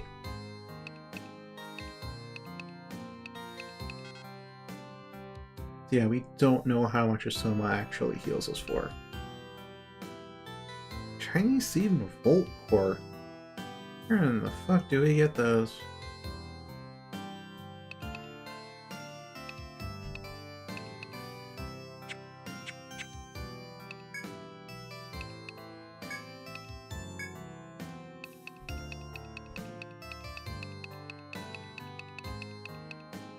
No spare Nectar 2s.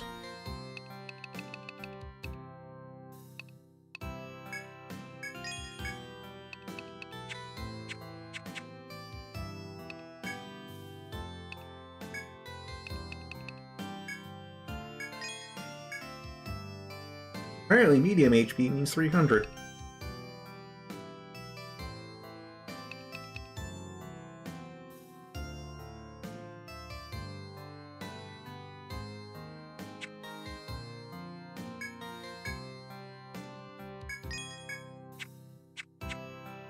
I want to see how much that heals. We'll have to use it in combat to get the actual heal number, otherwise it's just going to show us the final result. If it's 80, I mean, well, yeah, then G-Dragon will be at 389 afterwards, but if it's like 250, we're not going to see that.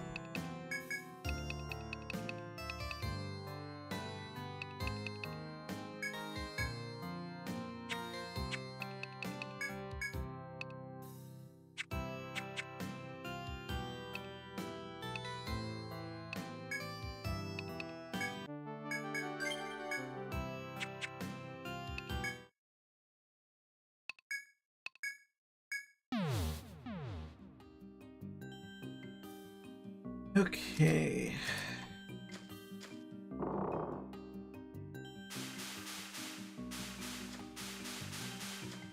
You know, it's in the 4th stratum that, like, I'm glad they added stair warping in the Untold. Generally, I'm against stair warping, because the backtracking is indeed part of the adventure. And that's also what shortcuts are for. But man, the bad design they had here makes me kind of glad they just slapped on stair warping. And again, they also redesigned it, so whatever. You all know I have my gripes with the first Untold. The second Untold, it's really fun, but the first one is really rough.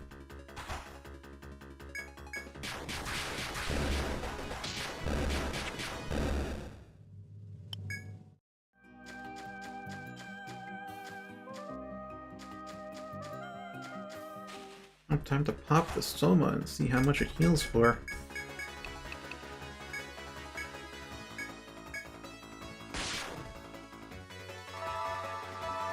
$144. Makes me curious if a medical healed more.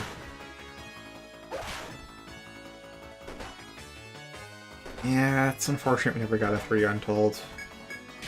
But of the original trilogy, that actually did have the best plot. Which means you could argue it didn't need an Untold, but still.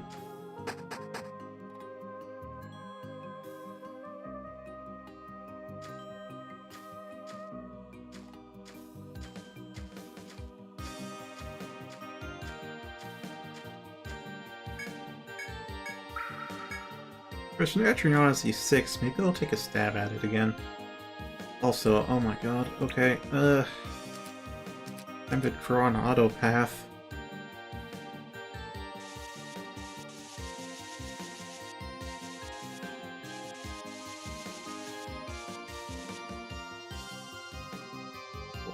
I need to look for shortcuts. There probably aren't any. This is the first game, but like, I need to look for shortcuts.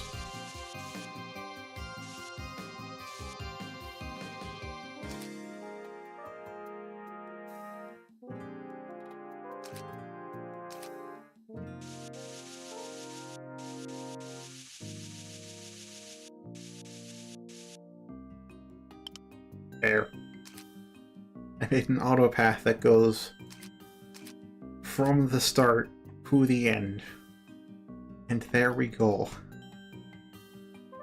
It's so goddamn long.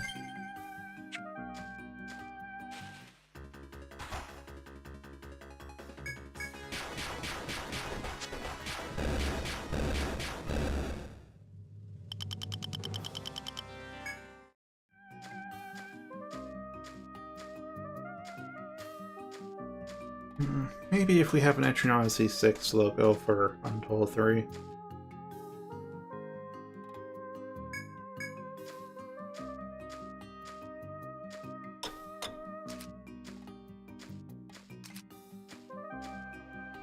Alright, I'm going to be looking for a shortcut.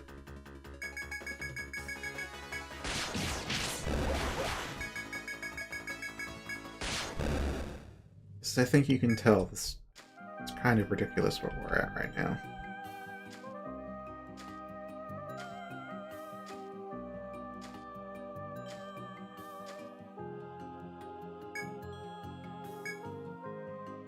Of course! There is indeed a shortcut.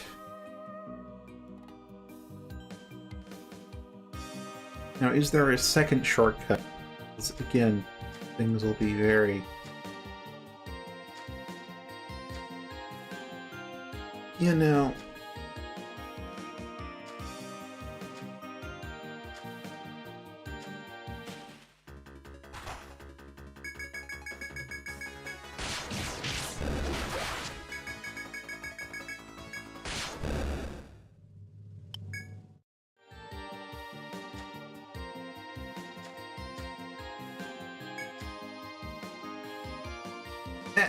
Yeah, that's one way.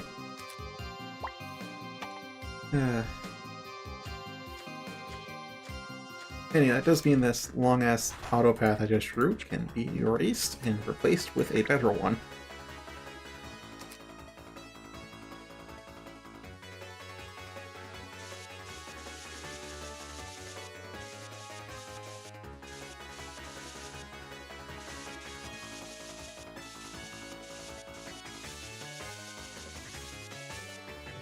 There. Is that a lot of it?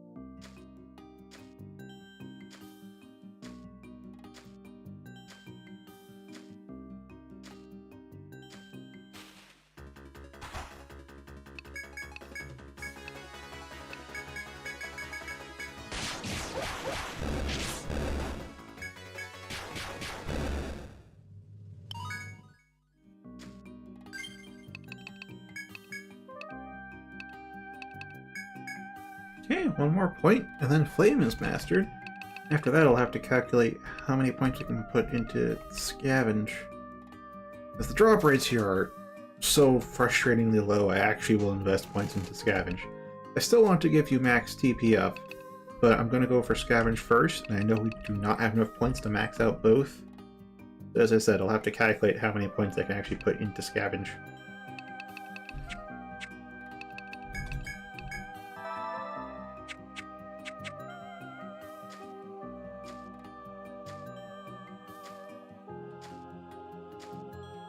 Oh, I now have the shortest auto path. Okay, this floor. This floor that I'll have to redo the mapping for again, because I noticed an error. Which is here, I guess. Here, yeah, it was here. Here it says go to the X, and you find the X, and it's not the first X, it's the second X. So yeah, there's a problem again. More problem.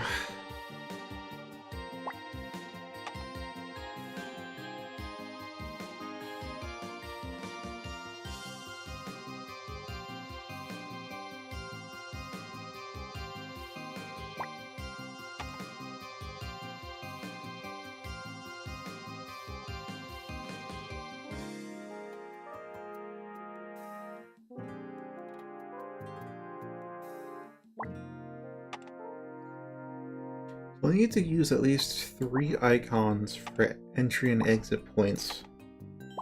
Otherwise, we'll end up with some overlap. Unfortunate overlap.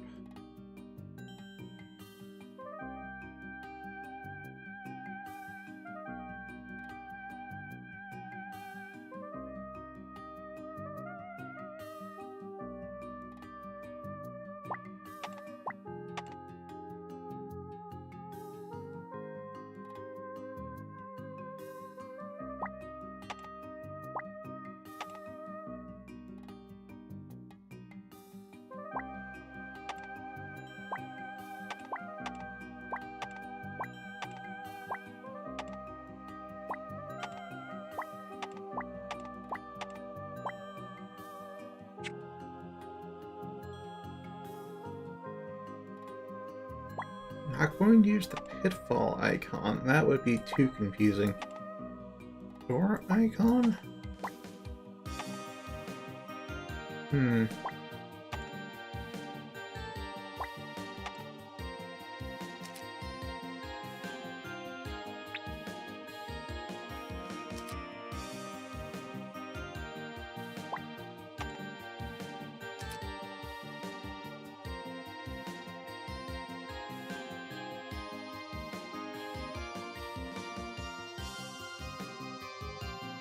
Maybe. We don't want to use exclamation point, question mark, or E because those are for various types of events, and sure, having the arrow point to an exclamation mark is fine, but if it points to a tile, that means it's a forced event. The question mark means there's a person there, and E means there's an event that you have to inspect to activate, so none of that really works. Having a door in an unusual spot, I think, is different enough.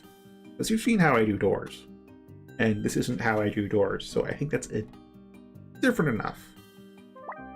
Which means our first... Okay. So then our first order of business then. So I have my 3 icons then. We're going to use the lucky symbol, the tent, and door. Need to expand for garbage can.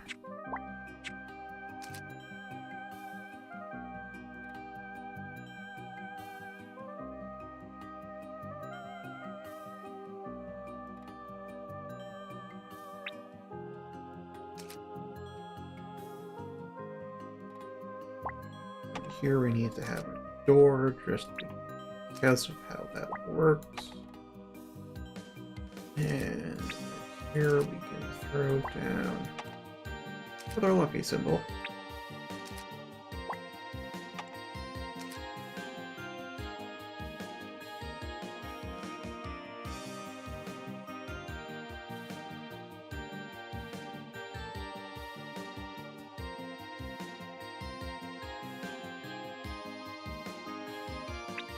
Okay.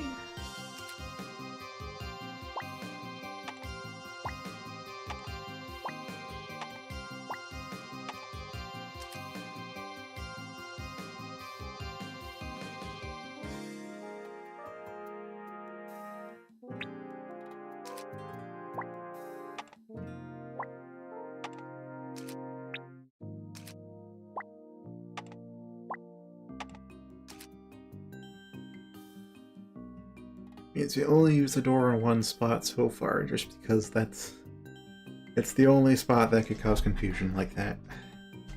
Everything else is a direct to the first orange square one, which just fine.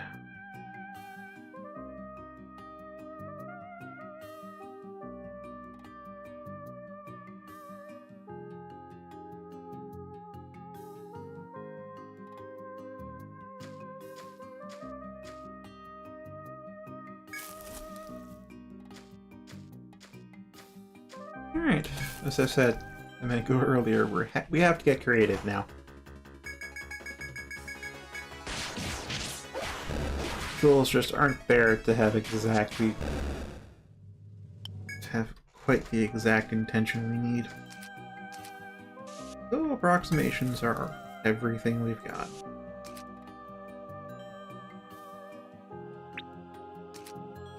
This one also needs it, and for funsies, I'm going to put it down a tent first, because I would just prefer to have a tent, I guess.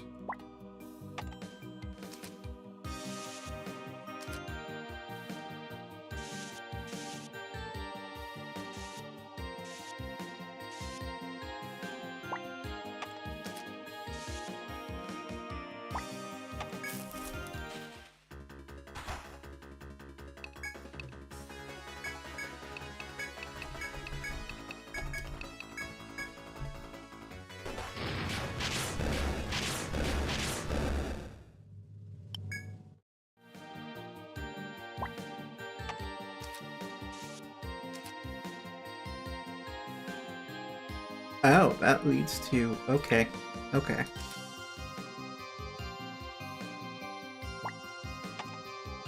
Need to have yet another door.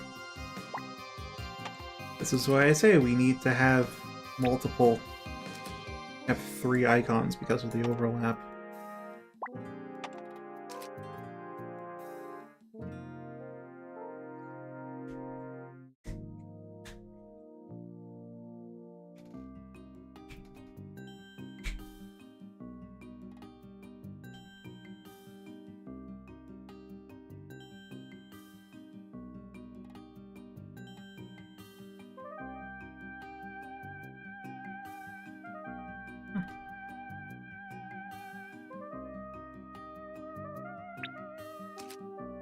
I'll be more consistent. I think I prefer the green of the tent more, but yeah, I'll be consistent. Alright. Lucky symbol used first, then tent, then we switch to door if it's going to have a conflict.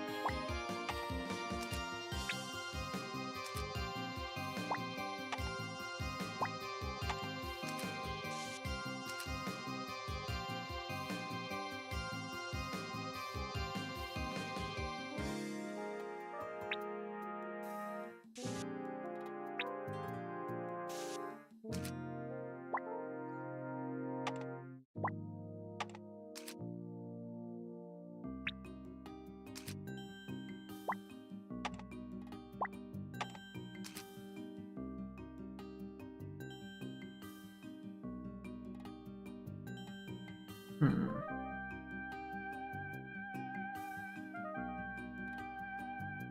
Any other long-distance ones?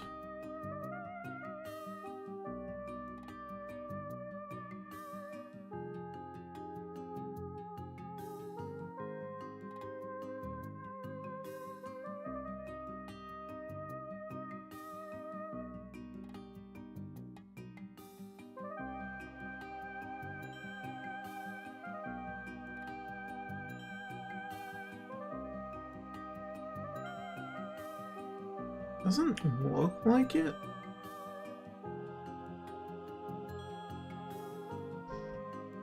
Oh, hey. So did you find that eclipse, or did it eclipse you?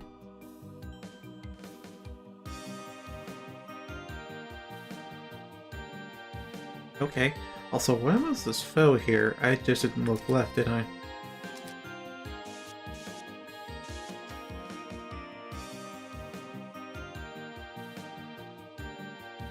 Hmm.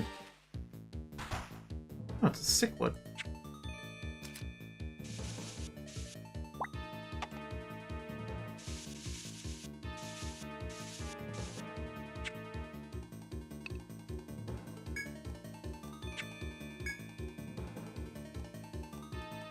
Oh, so it's cloudy where you are.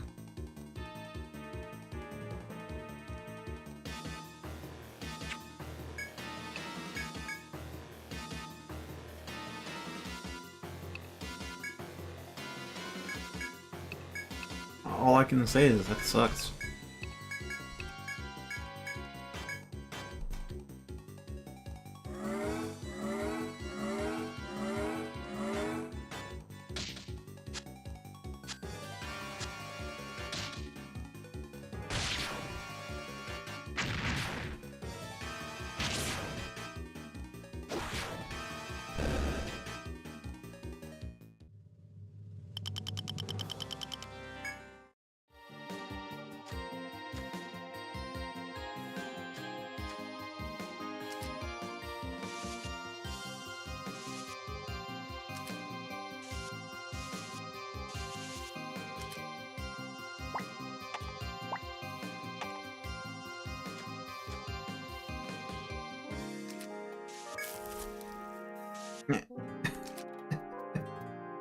There's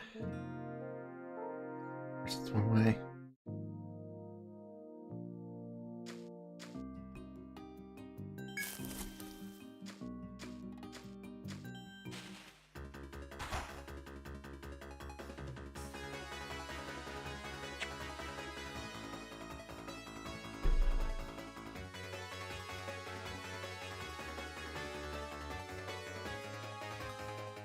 Turns out we think we need 4 icons.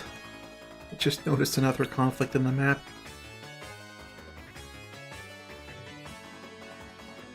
Oh boy.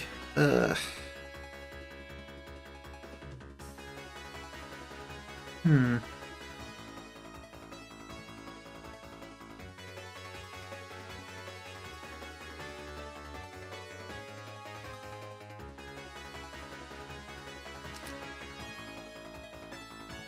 Okay, so we need to swap the door and the tent.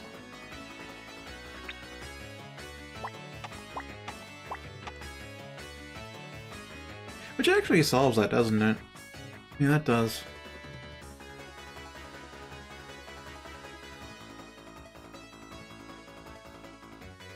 Never mind, I don't think I need 4 icons.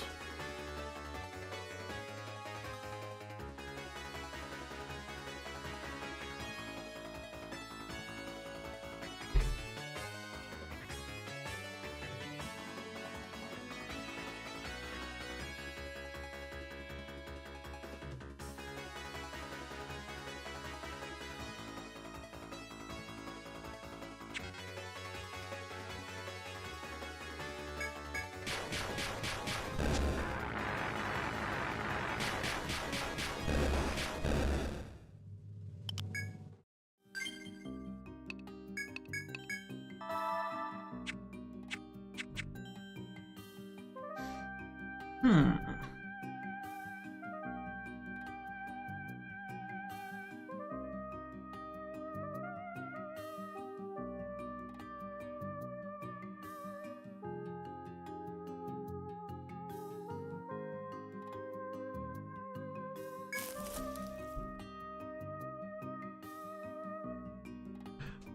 thing is, I have to consider, it's here with how I have it mapped, where we have an arrow pointing to an icon, means we enter in the wall adjacent to the arrow, and then exit out at the matching icon. But I need to make sure, to prevent ambiguity, that there aren't any repeat icons.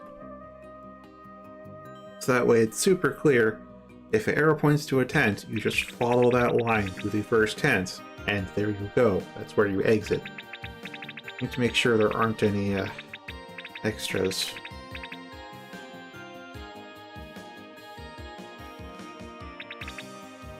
Like here, down at the bottom.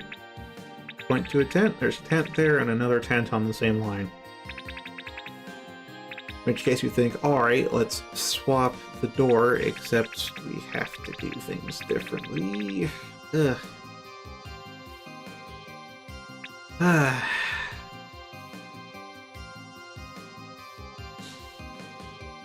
This is rough.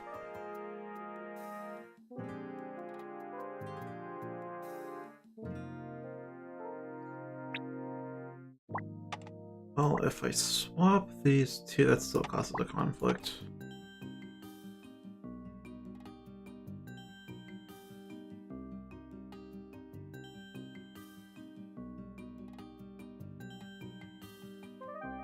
I do indeed need a fourth symbol, don't I?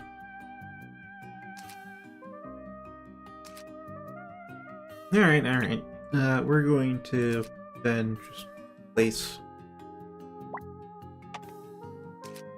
have either Lucky in Camp or Door and Closed Door.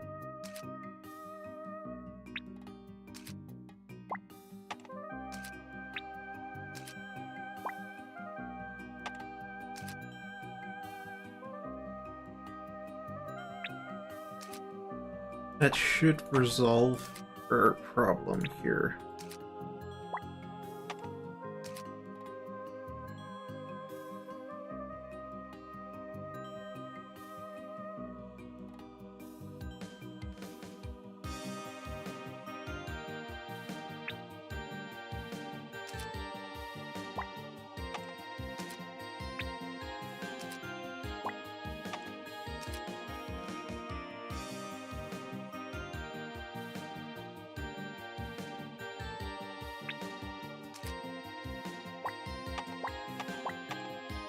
Interestingly enough, there seems to be a bit of a pattern. Because all the door-to-closed doors are vertical. Are there any actual...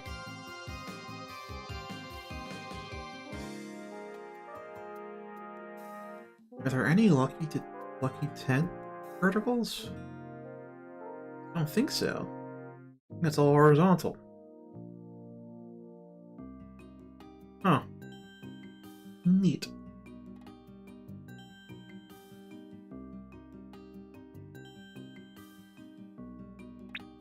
Oh.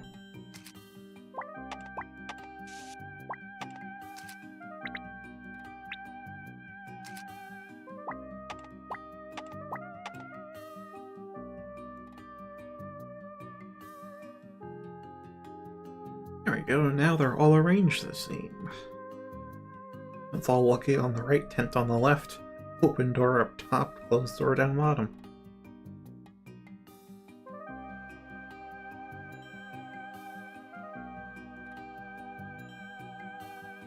Yeah, that seems to cover it.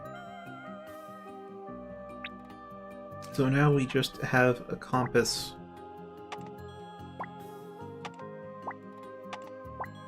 It looks like this, and then we just put an arrow in there. For wherever it's pointing. Cool.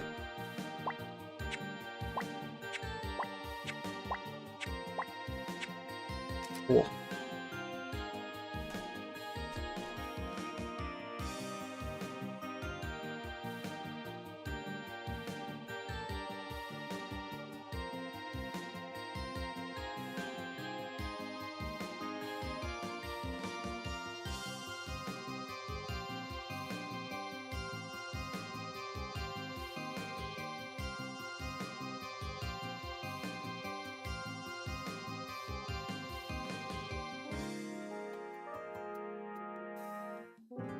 And here we go. Right here. There. And right, we have the one way. So long trying to contemplate how to do the map right that I forgot where we were going.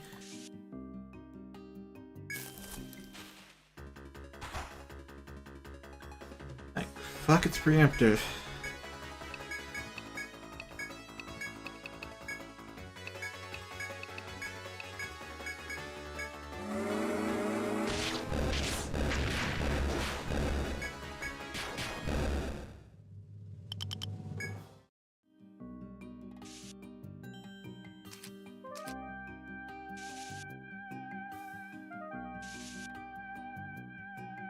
Do you believe there's a treasure box here?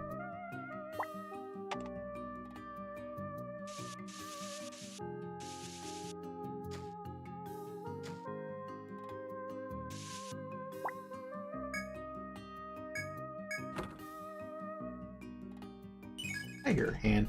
I feel like that's been unlocked at Shaleka's shop.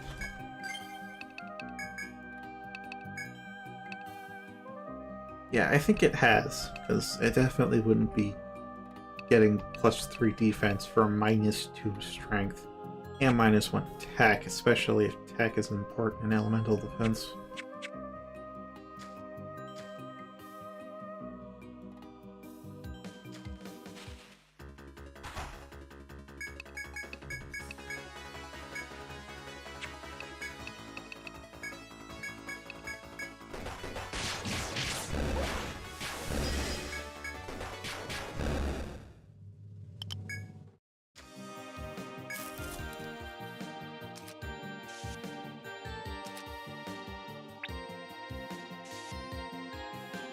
Okay, I believe that maps everything that isn't beyond that point of warning. So, let's go, I guess.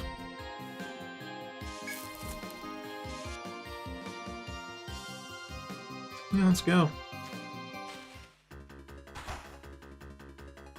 Oh, but I'll need to find out how to map a route, though.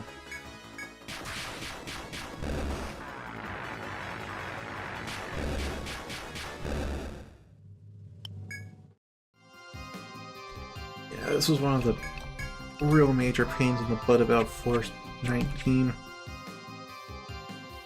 Getting an auto path over here.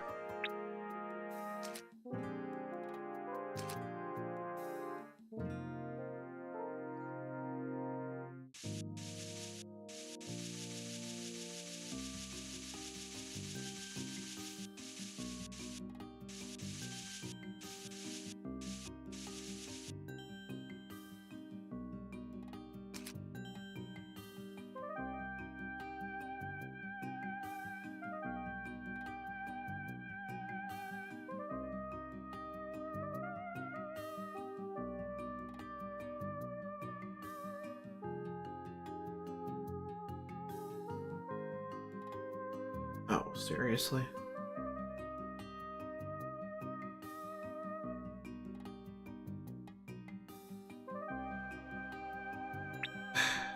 Alright, I'll map that.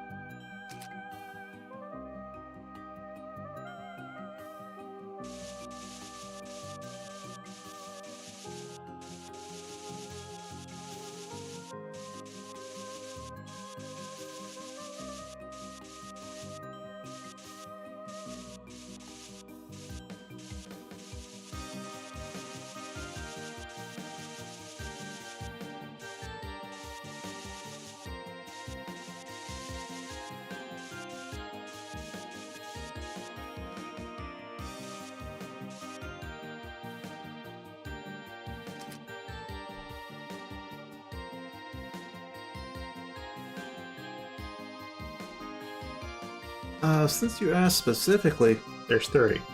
There are 30 floors.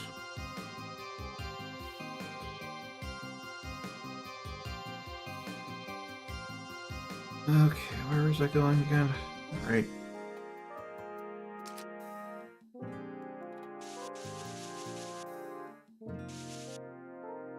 Fuck, I ran out of turns.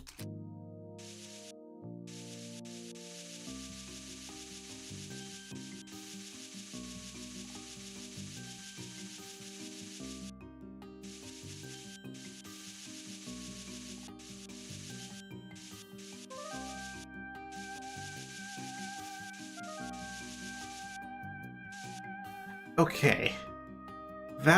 These two auto paths combined will take us to where I want to go. To get on top of one.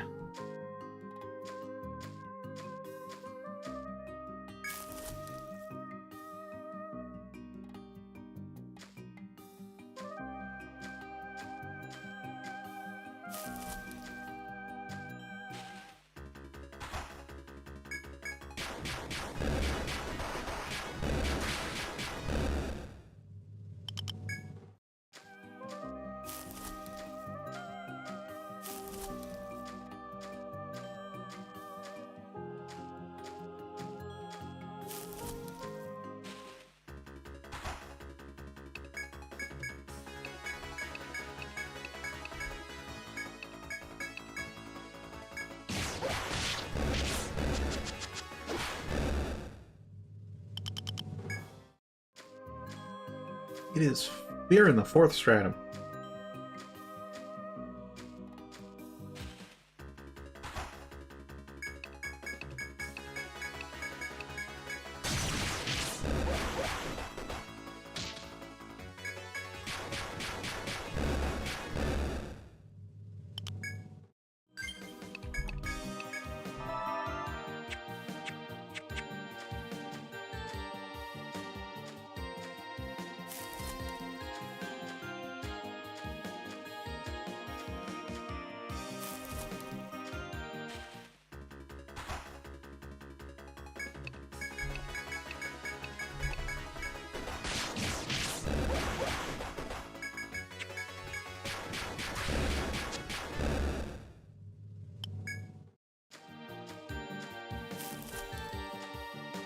Okay, now I have to switch auto paths.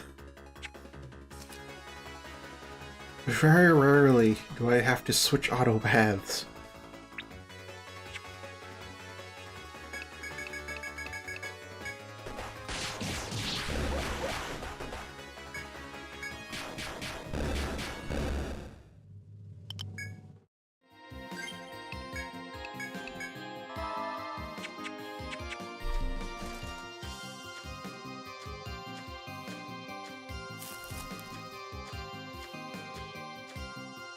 Yeah, the road I took is not necessarily the straightest path, I think.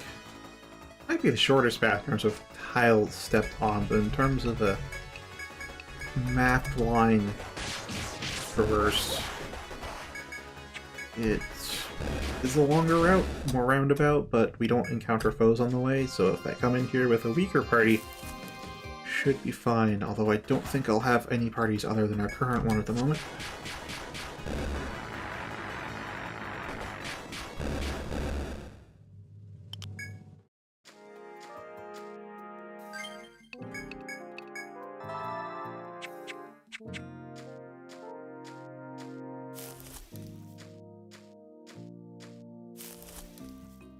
Okay.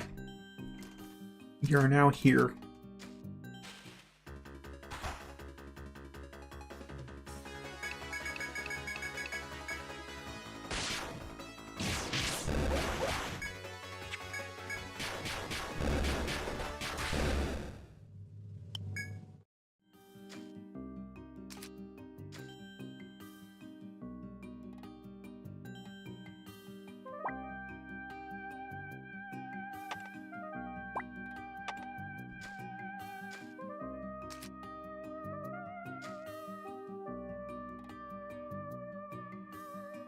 Interesting.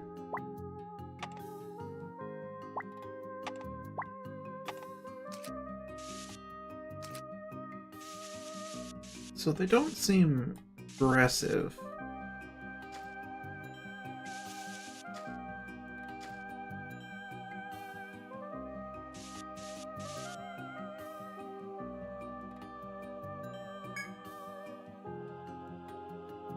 As you travel through the withered forest, you reach a place with mysterious aura. Space seems to distort beyond the hole in the tree that's barely wide enough for you.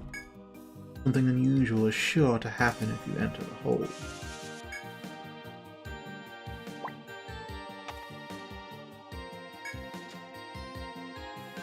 When you open your eyes, you realize that you are standing far from your previous location. Oh, thank fuck there's a shortcut like that. Alright.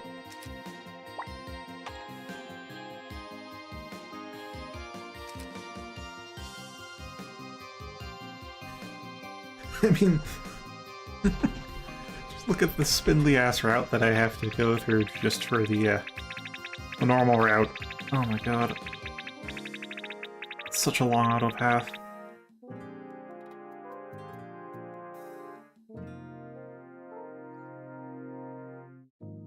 Yeah, I'd say about year 3 is when it changed.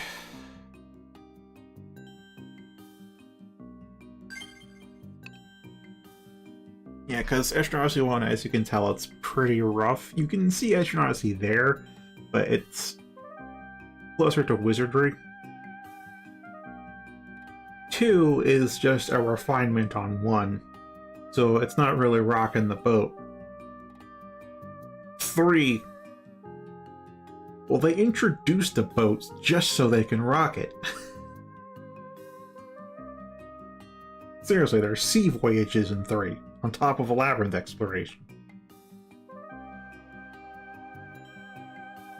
Yeah, 3 is where it really starts to come into its own unique way.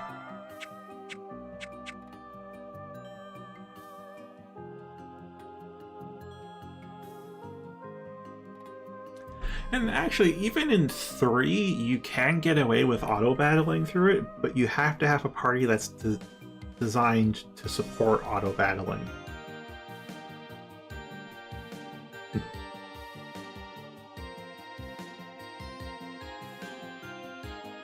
Because, yeah, you can get through it with auto-battling, but you... I know, the lethality goes up in 3.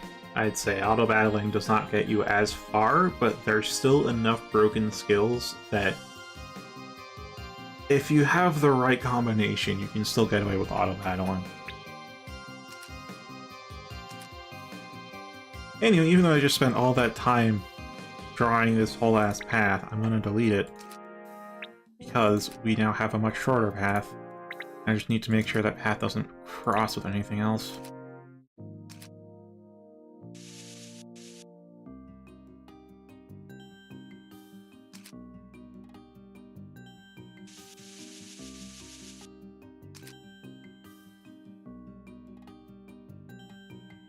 Yeah, that should... might do. Might do. I'll go all the way down. I want to stay out of boundaries so that way if... yeah, there we go. That'll take us there. There we go.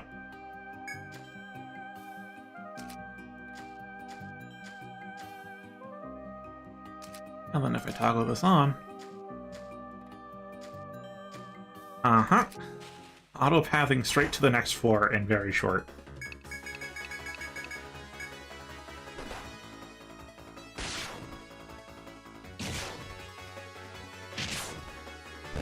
Yeah, that you can think of it like that. That is not inaccurate to say.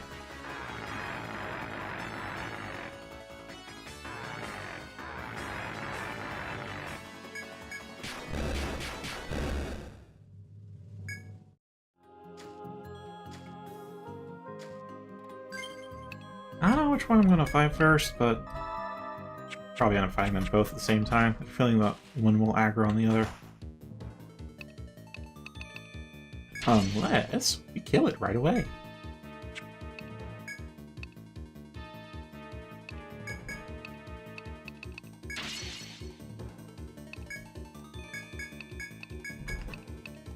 Can use up 3 boosts here? Just because I think that's a... I know if we don't use any boosts, we're a few hundred short of killing it in one turn. Now that I think about it, if Manko used Bravery with a boost, that might actually be enough, because that affects everyone, but I just used 3 set boosts, so... Alright. Hindsight. There we go. 3 boosts was enough if one of them isn't bravery.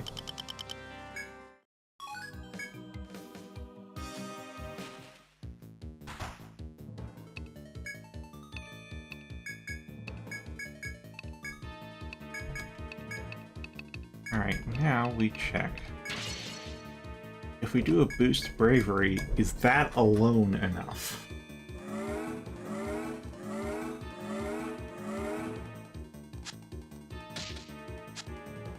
Oh, shit. Curse.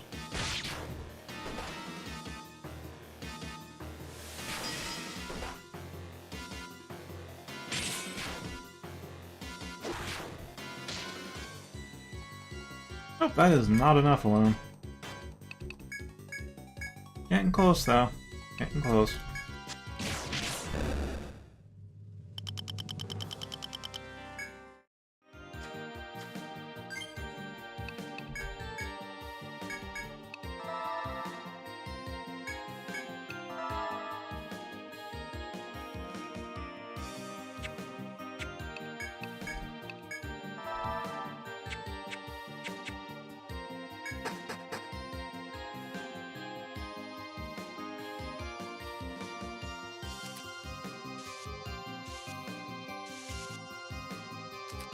Now, I will say, here floor 20, they radically redesigned it in Untold. This is not going to be how you remember it from that game.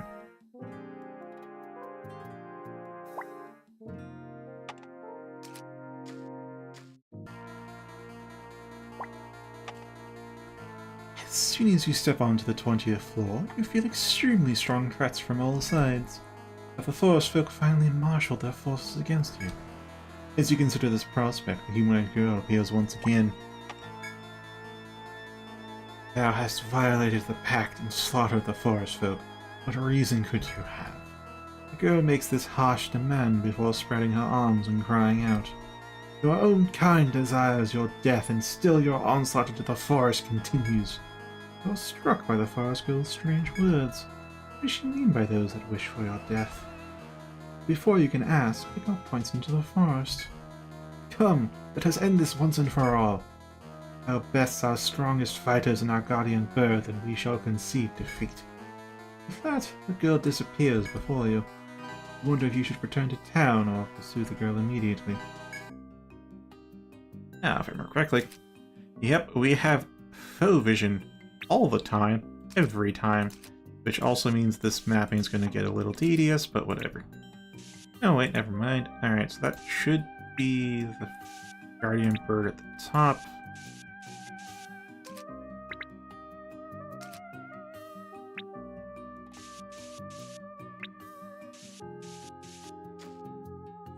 Let me take one step.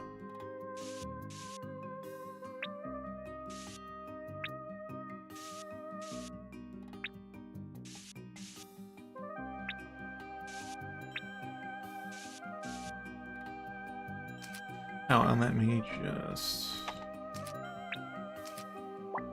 on here, and this here is Paw.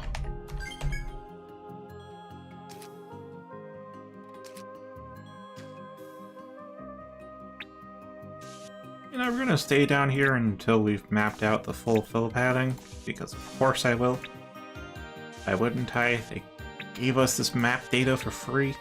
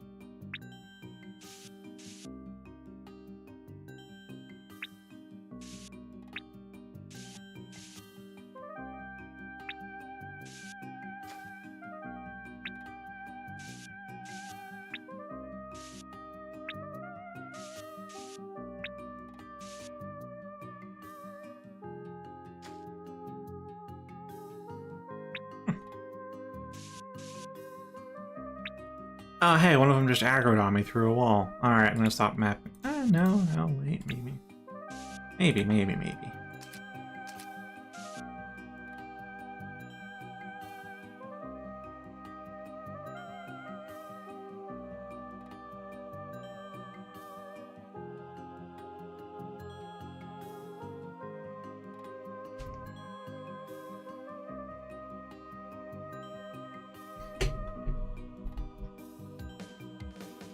Actually, given we're still at blue encounter orb, I'm not sure if there are random encounters here.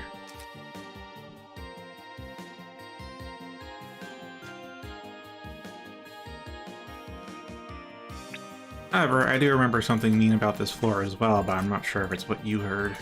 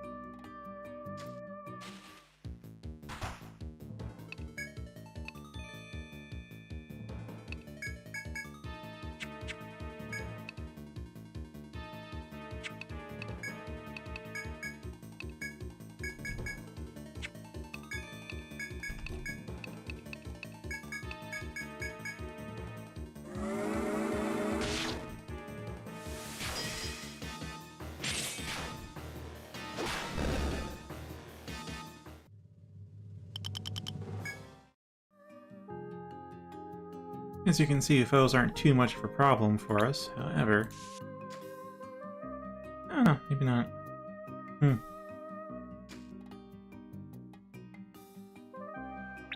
There's some new map data.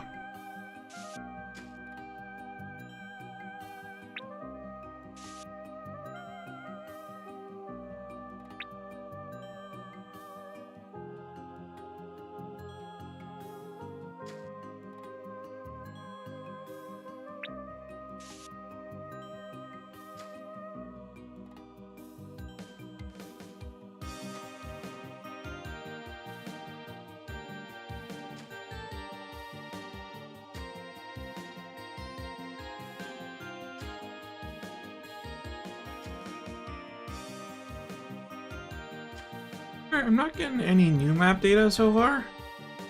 So this may be it then.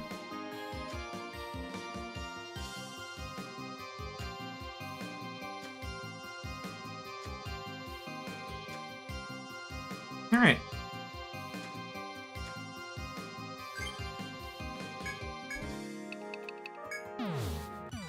Now then, we're gonna head back to town. And actually stock up for this boss fight.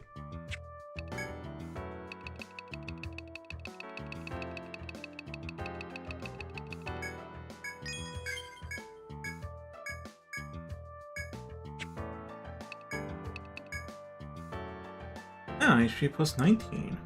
Neat.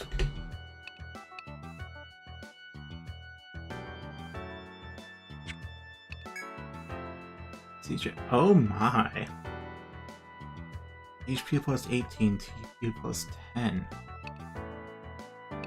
It's just a licorice.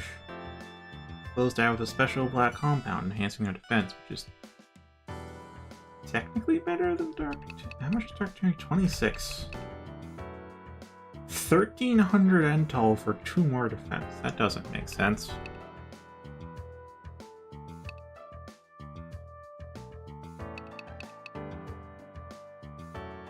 Azurite, though, versus Undine? That's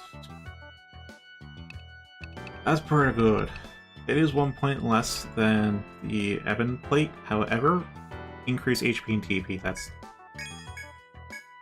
way better.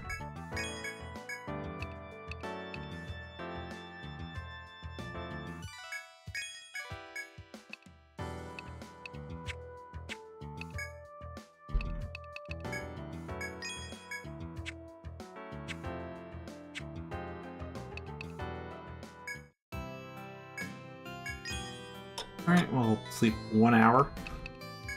Fully rested. And then we shall just claim all of our stuff, I guess.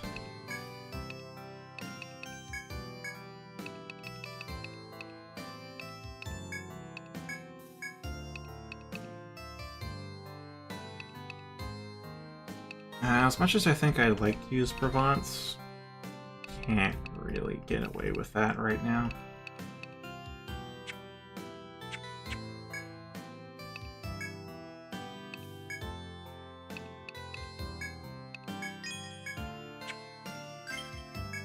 Alright, how are we in stock? So we got 2 Medica 4s, so I'll buy another Medica 4. 3 Amrita 3s, 3 Somos, 3 Nectars, 3 Theric A's and B's. So it was Medica 4, wasn't it? Yeah.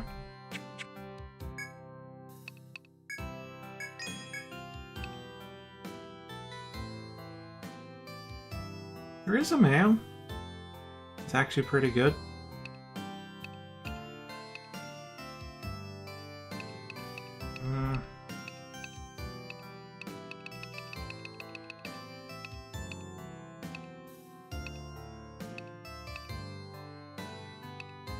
I see we have... Okay, we do have Excella 1 unlocked. Like, we have Excella 2. Do we not have Excella 1?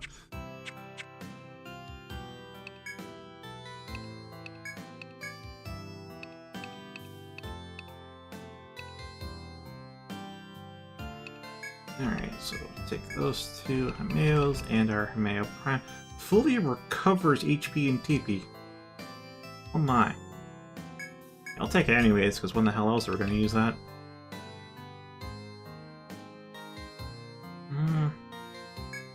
Twos, yeah, I guess as much. May as well get our spare Thericas. Excella? I'm tempted to bring Excella. Tempted to. Why not then, I guess? Honestly, I feel like we're over-prepared at this point, but whatever.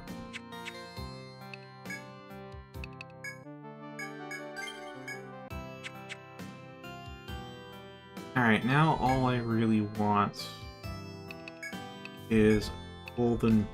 yeah, gold chime.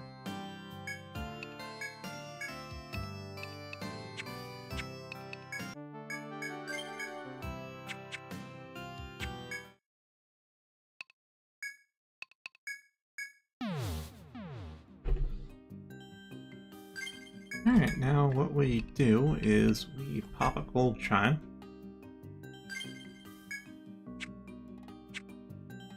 Means for 100 turns we have a reduced, not negated, encounter rate.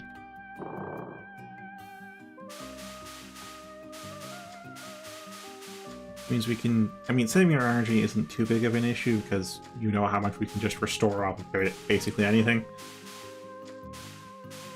But it will be an issue in terms of baggage space, because we have come in here with half of our bags already filled with just supplies.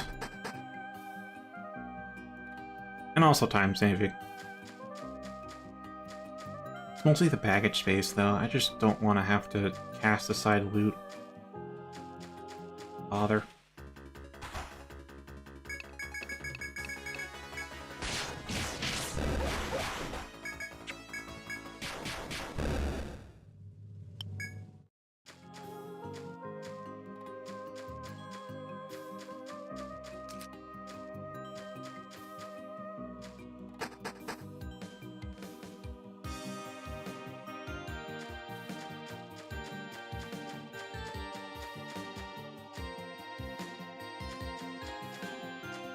still is rather impressive that the chime lasts for this long.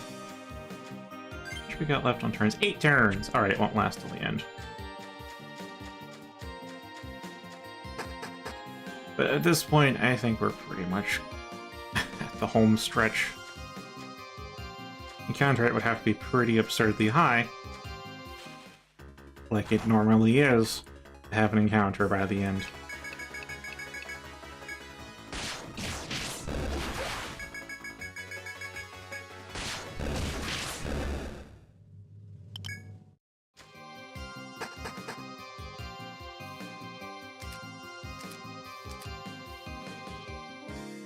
Aha!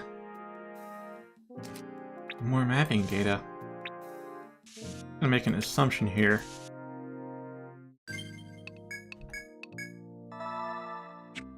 Alright, Healing Touch is a go.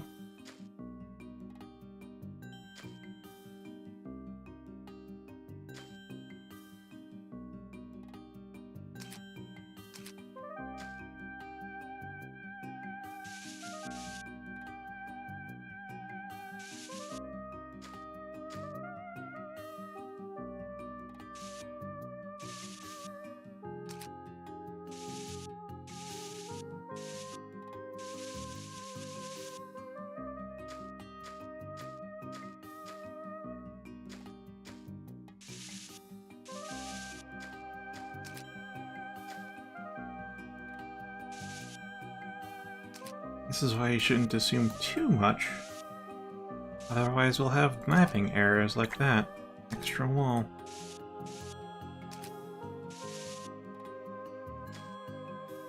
I wonder if it'll detect me through the wall. It doesn't look like it.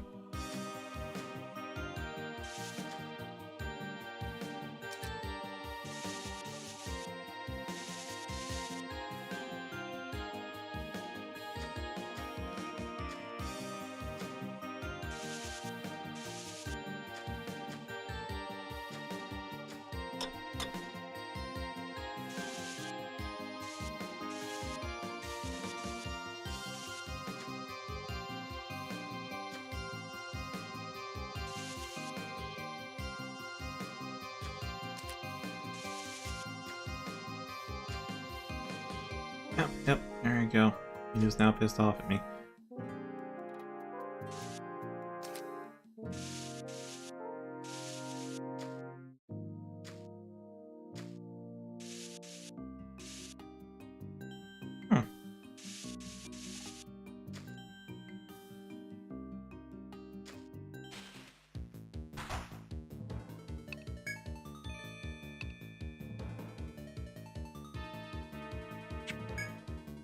Alright, so this thing just knows Curse.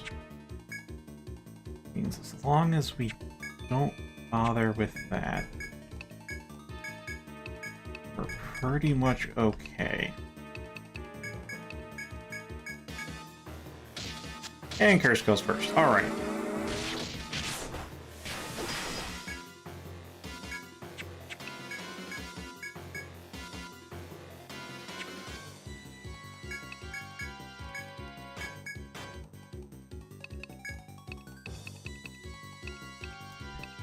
Might need to go back up for some more nectars.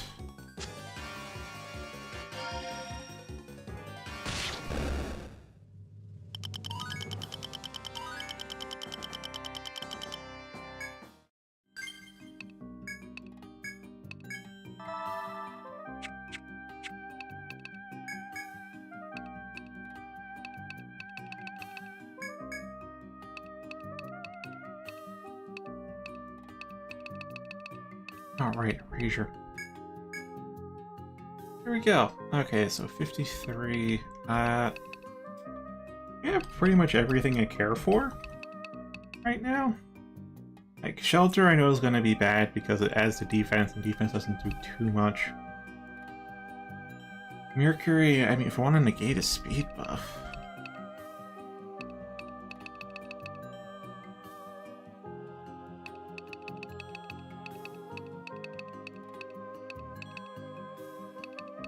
Could go with stamina. But you can get Ifrit, Ymir, and Tyrannus up to 5, though. That's for sure.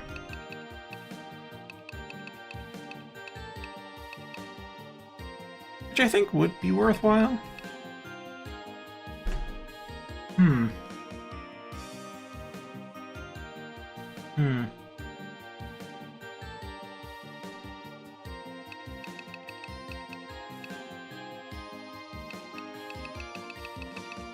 Yeah, I think we'll go with Ifrit, Ymir, and Tyrannus. They're tough to fit into the buff slots, but they are very much some nice stuff. Theoretically, some extremely powerful buffs, debuffs. Here we are. Wonder when we'd fight this guy.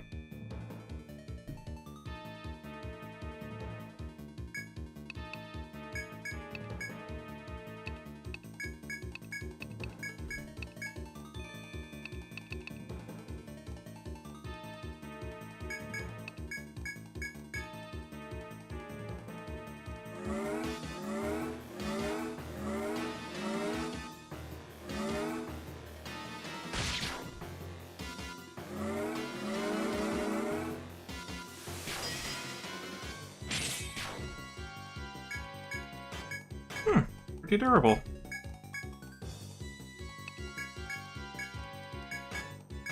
And here we can actually make use of Erasure.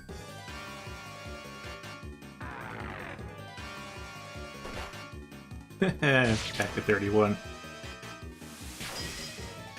Can't do jack shit against those. Yeah, this thing's physically resistant. The Lucius level 10's doing that much less damage. Also, I should be paying attention to the fucking map. We can get more map data off of this. Let's look at how many of them are pissed off at us.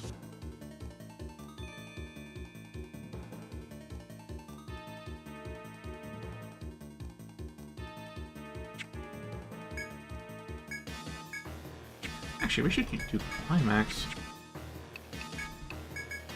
Right, Cleaver, Climax, Caduceus. What do we got? Immunine's up 3 left. Freeze has not really cast anything, so I guess we'll do an attack.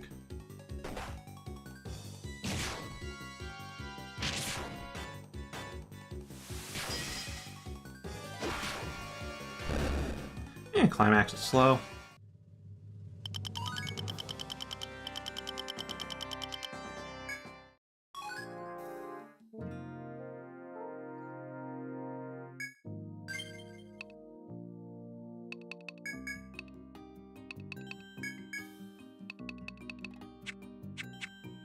Alright.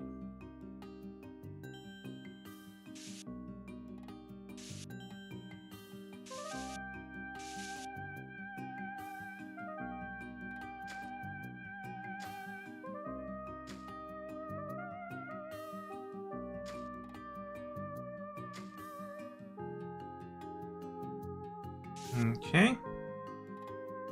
Probably gonna have to keep fighting them. Otherwise, we're going to get cornered pretty badly right now.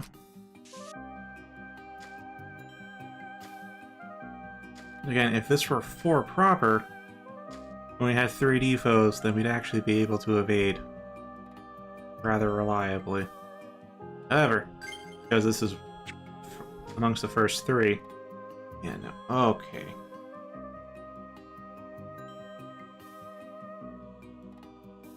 Tempted to retreat right now, because we're going to have to fight so many gosh darn foes right now. So many. But let's give it a go.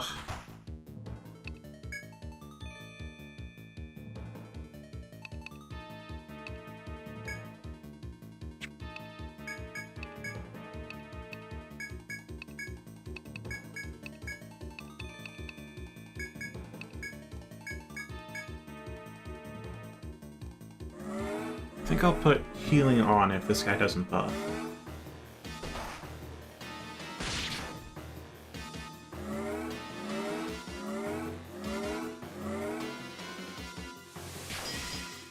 Well, Peace Valve would be better, wouldn't it?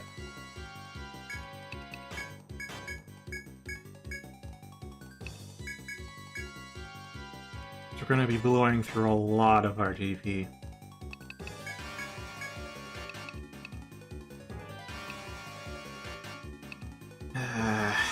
It's a rough call. Alright, healing, I'd rather stay alive.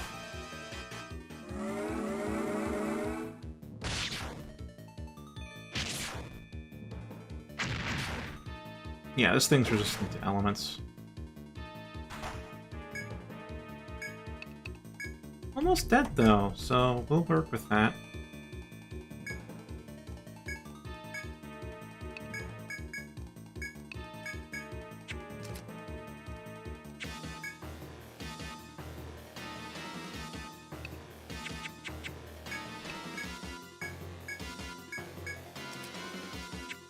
Alright, here we are. Yep, just use any element.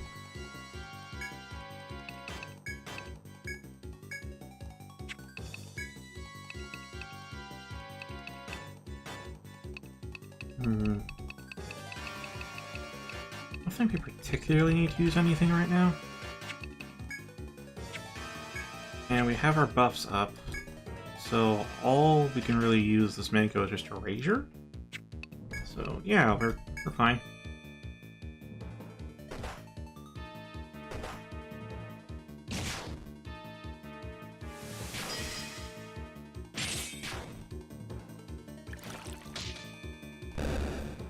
As I said, Climax, it does indeed work, but its threshold is like 25%, as I've learned.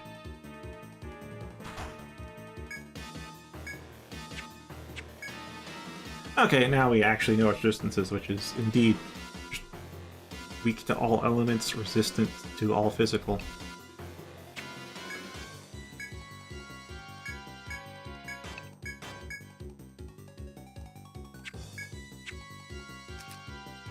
Aim has got 2 turns left.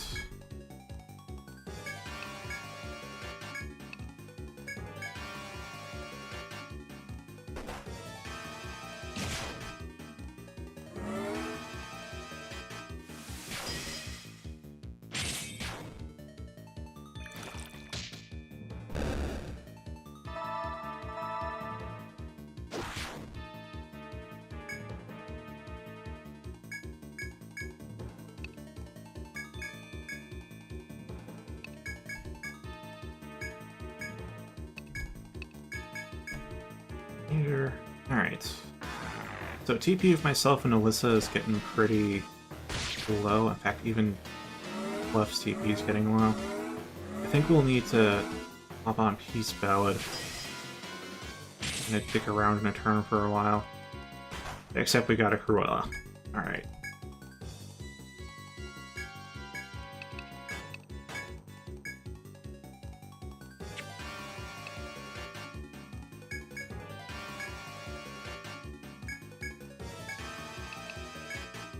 I'll still do a Peace Ballad. I think the only thing it's really going to be doing is curse and attack. So, kind of fine.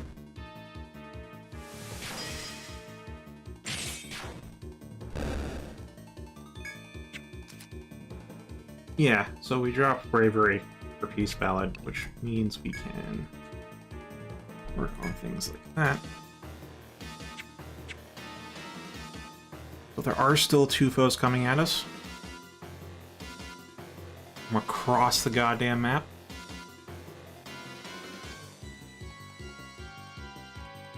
Should be fine.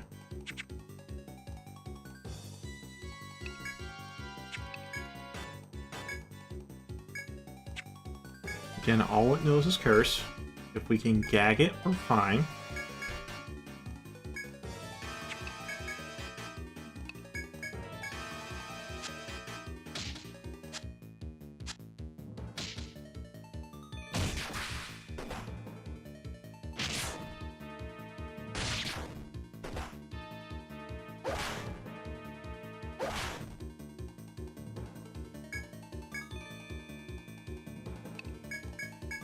Alright, we'll just do normal attack so the curse doesn't really eat us up too much. It's not going to do too much damage to Waving Eyes.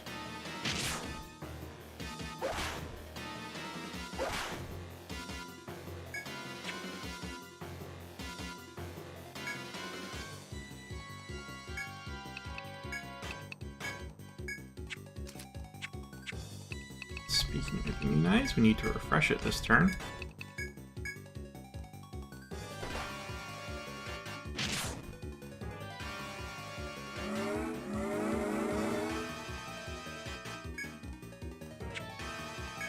Okay, I'm just gonna keep picking away at it until its HP is red, because then we can finish it off with Climax immediately when we need to.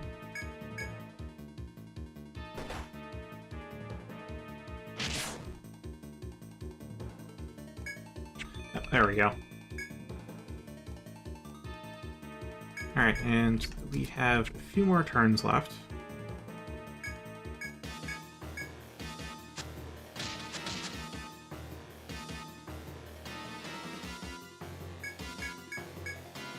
In fact, the question is, do I let this other foe join the fight or not? It's definitely something we can kill, and we can definitely kill these things as they pop into the fight. So I'd say we're in a pretty good position right now. Do we want to risk it? I'm leaning towards yes, because that Cruella is low enough HP to be insta-killed by Climax, so we don't have to risk Curse Backlash.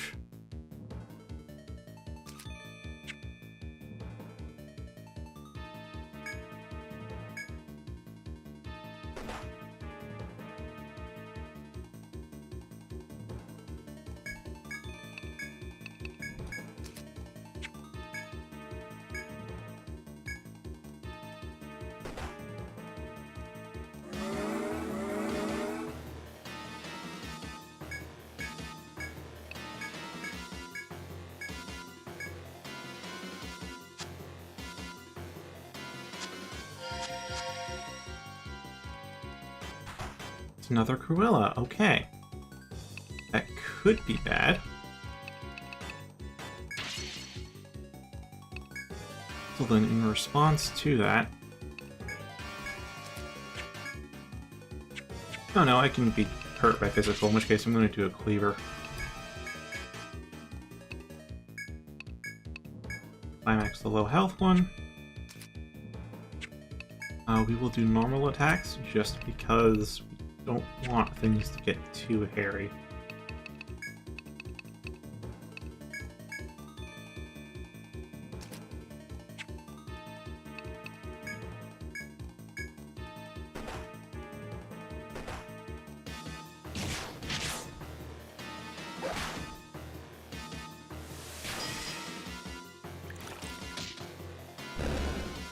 Alright, that one's dead.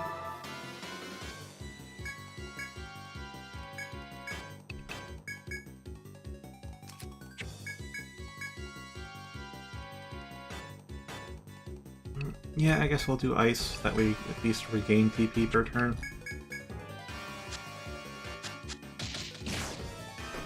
Good call, because I think if you use Freeze now, you're going to die from a Backlash.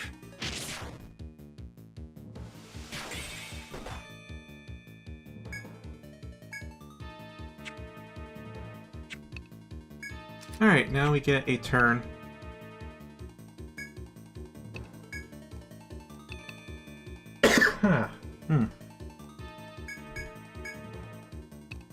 Turn to defend. I know Immunize is going to expire this turn, but I think getting rid of the curse before the next thing pops in is more important.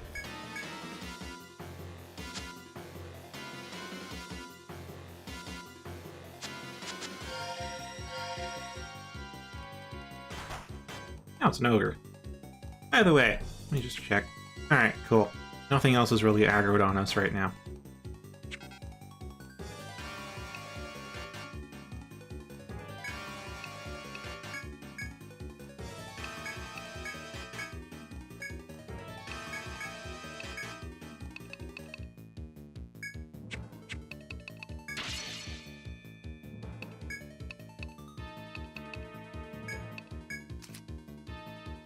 Alright, so we'll be dropping healing for this. However, we will of course be getting Bravery and Immunize in return. There's Bravery. Good, we don't get Curse. Evil Cry's there, that won't matter, we'll erase it next turn. Now this drops off healing. We still have Peace Ballot. climax to kill that one.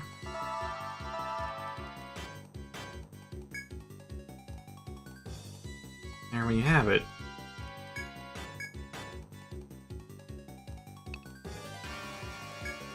And then we do cuffs just to try and take out whatever it wants to be.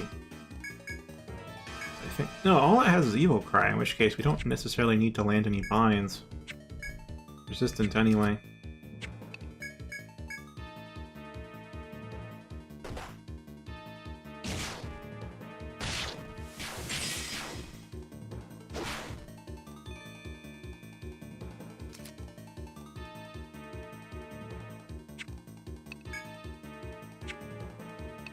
Okay, okay. In which case we can definitely make use of...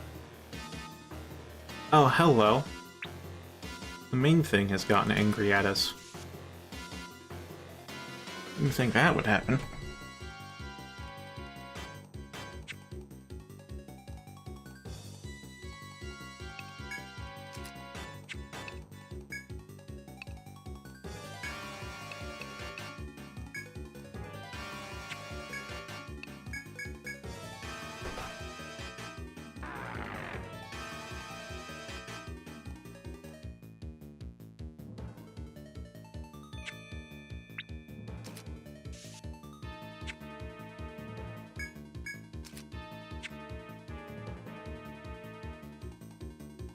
I think I'll let Immunize fall off, so that way we can let Bravery fall off once we...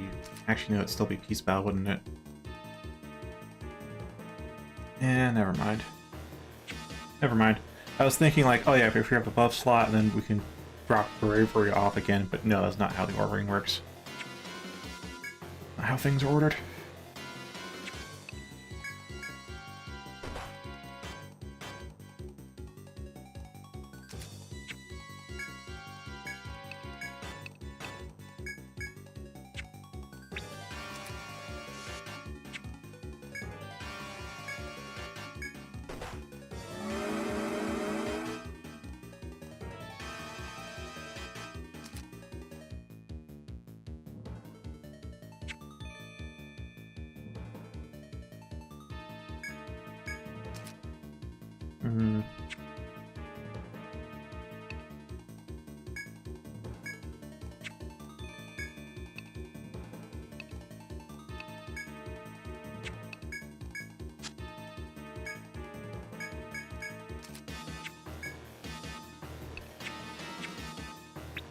Oh, yep.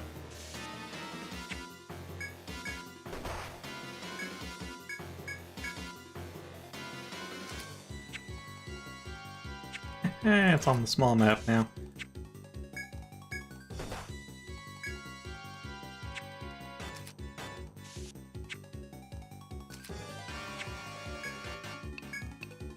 Yeah, we'll keep going until I and Alyssa have full TP, because I think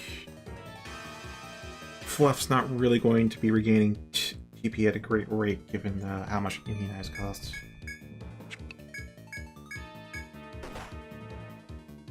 I think it still isn't that positive, but it's not fantastic.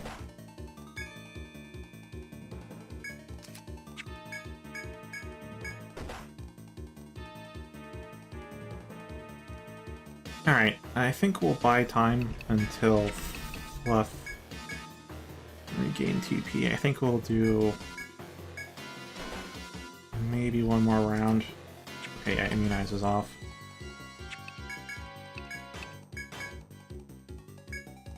Climax.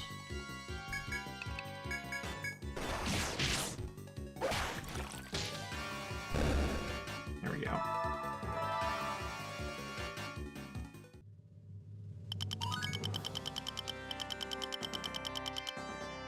That was a lot of XP, and we got 2 golds.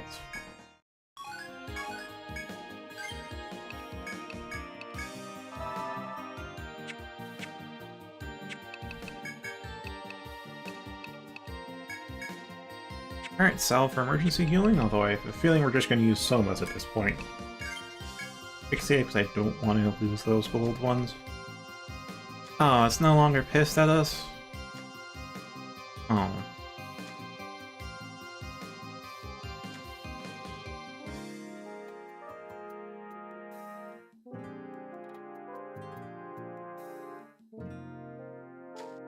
Oh.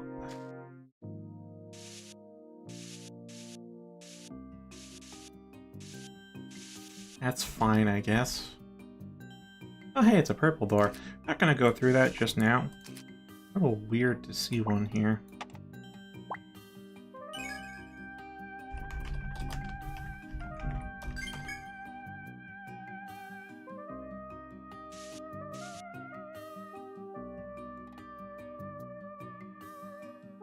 Oh no is right. This fight's gonna take a while. Unless we do a super gamble and go straight for the boss, this is gonna be a while.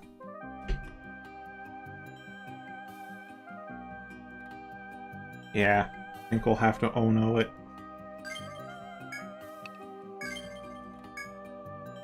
Wait, that means I can't play for a week. Damn.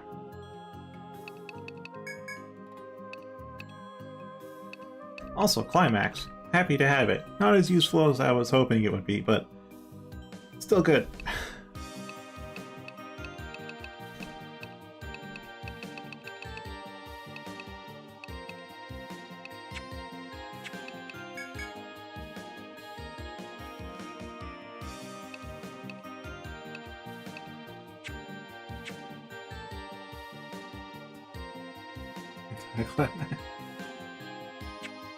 Not quite. I'd say that extended foe battle was a type of climax.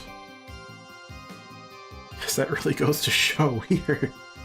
Either I've made a very good party, or we're over-leveled as shit.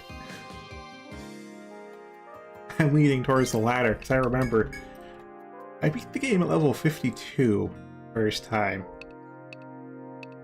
Our lowest level is 53.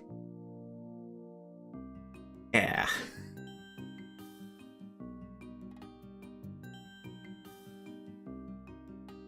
Yeah, well.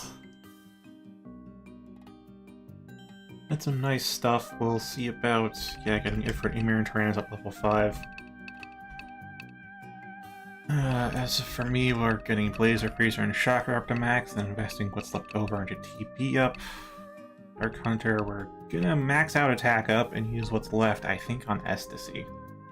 I still think that's usable, but there's also boost up in Fury, and I don't think we'll ever really trigger Fury. Boost up, though, could be of use. Medic, we're gonna try Salve and Unbind, but if Salve level 10 turns out to be a pitiful heal, we may just switch over to Salve 2 and Cure 2. Alchemist, yeah, as I said, TP up and Scavenge. Covers my plans for everyone.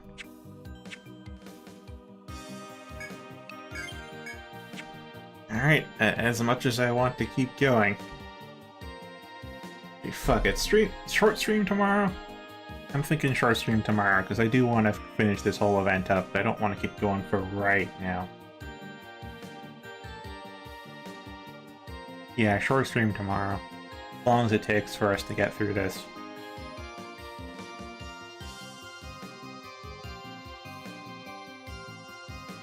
So then, until tomorrow, fare thee well.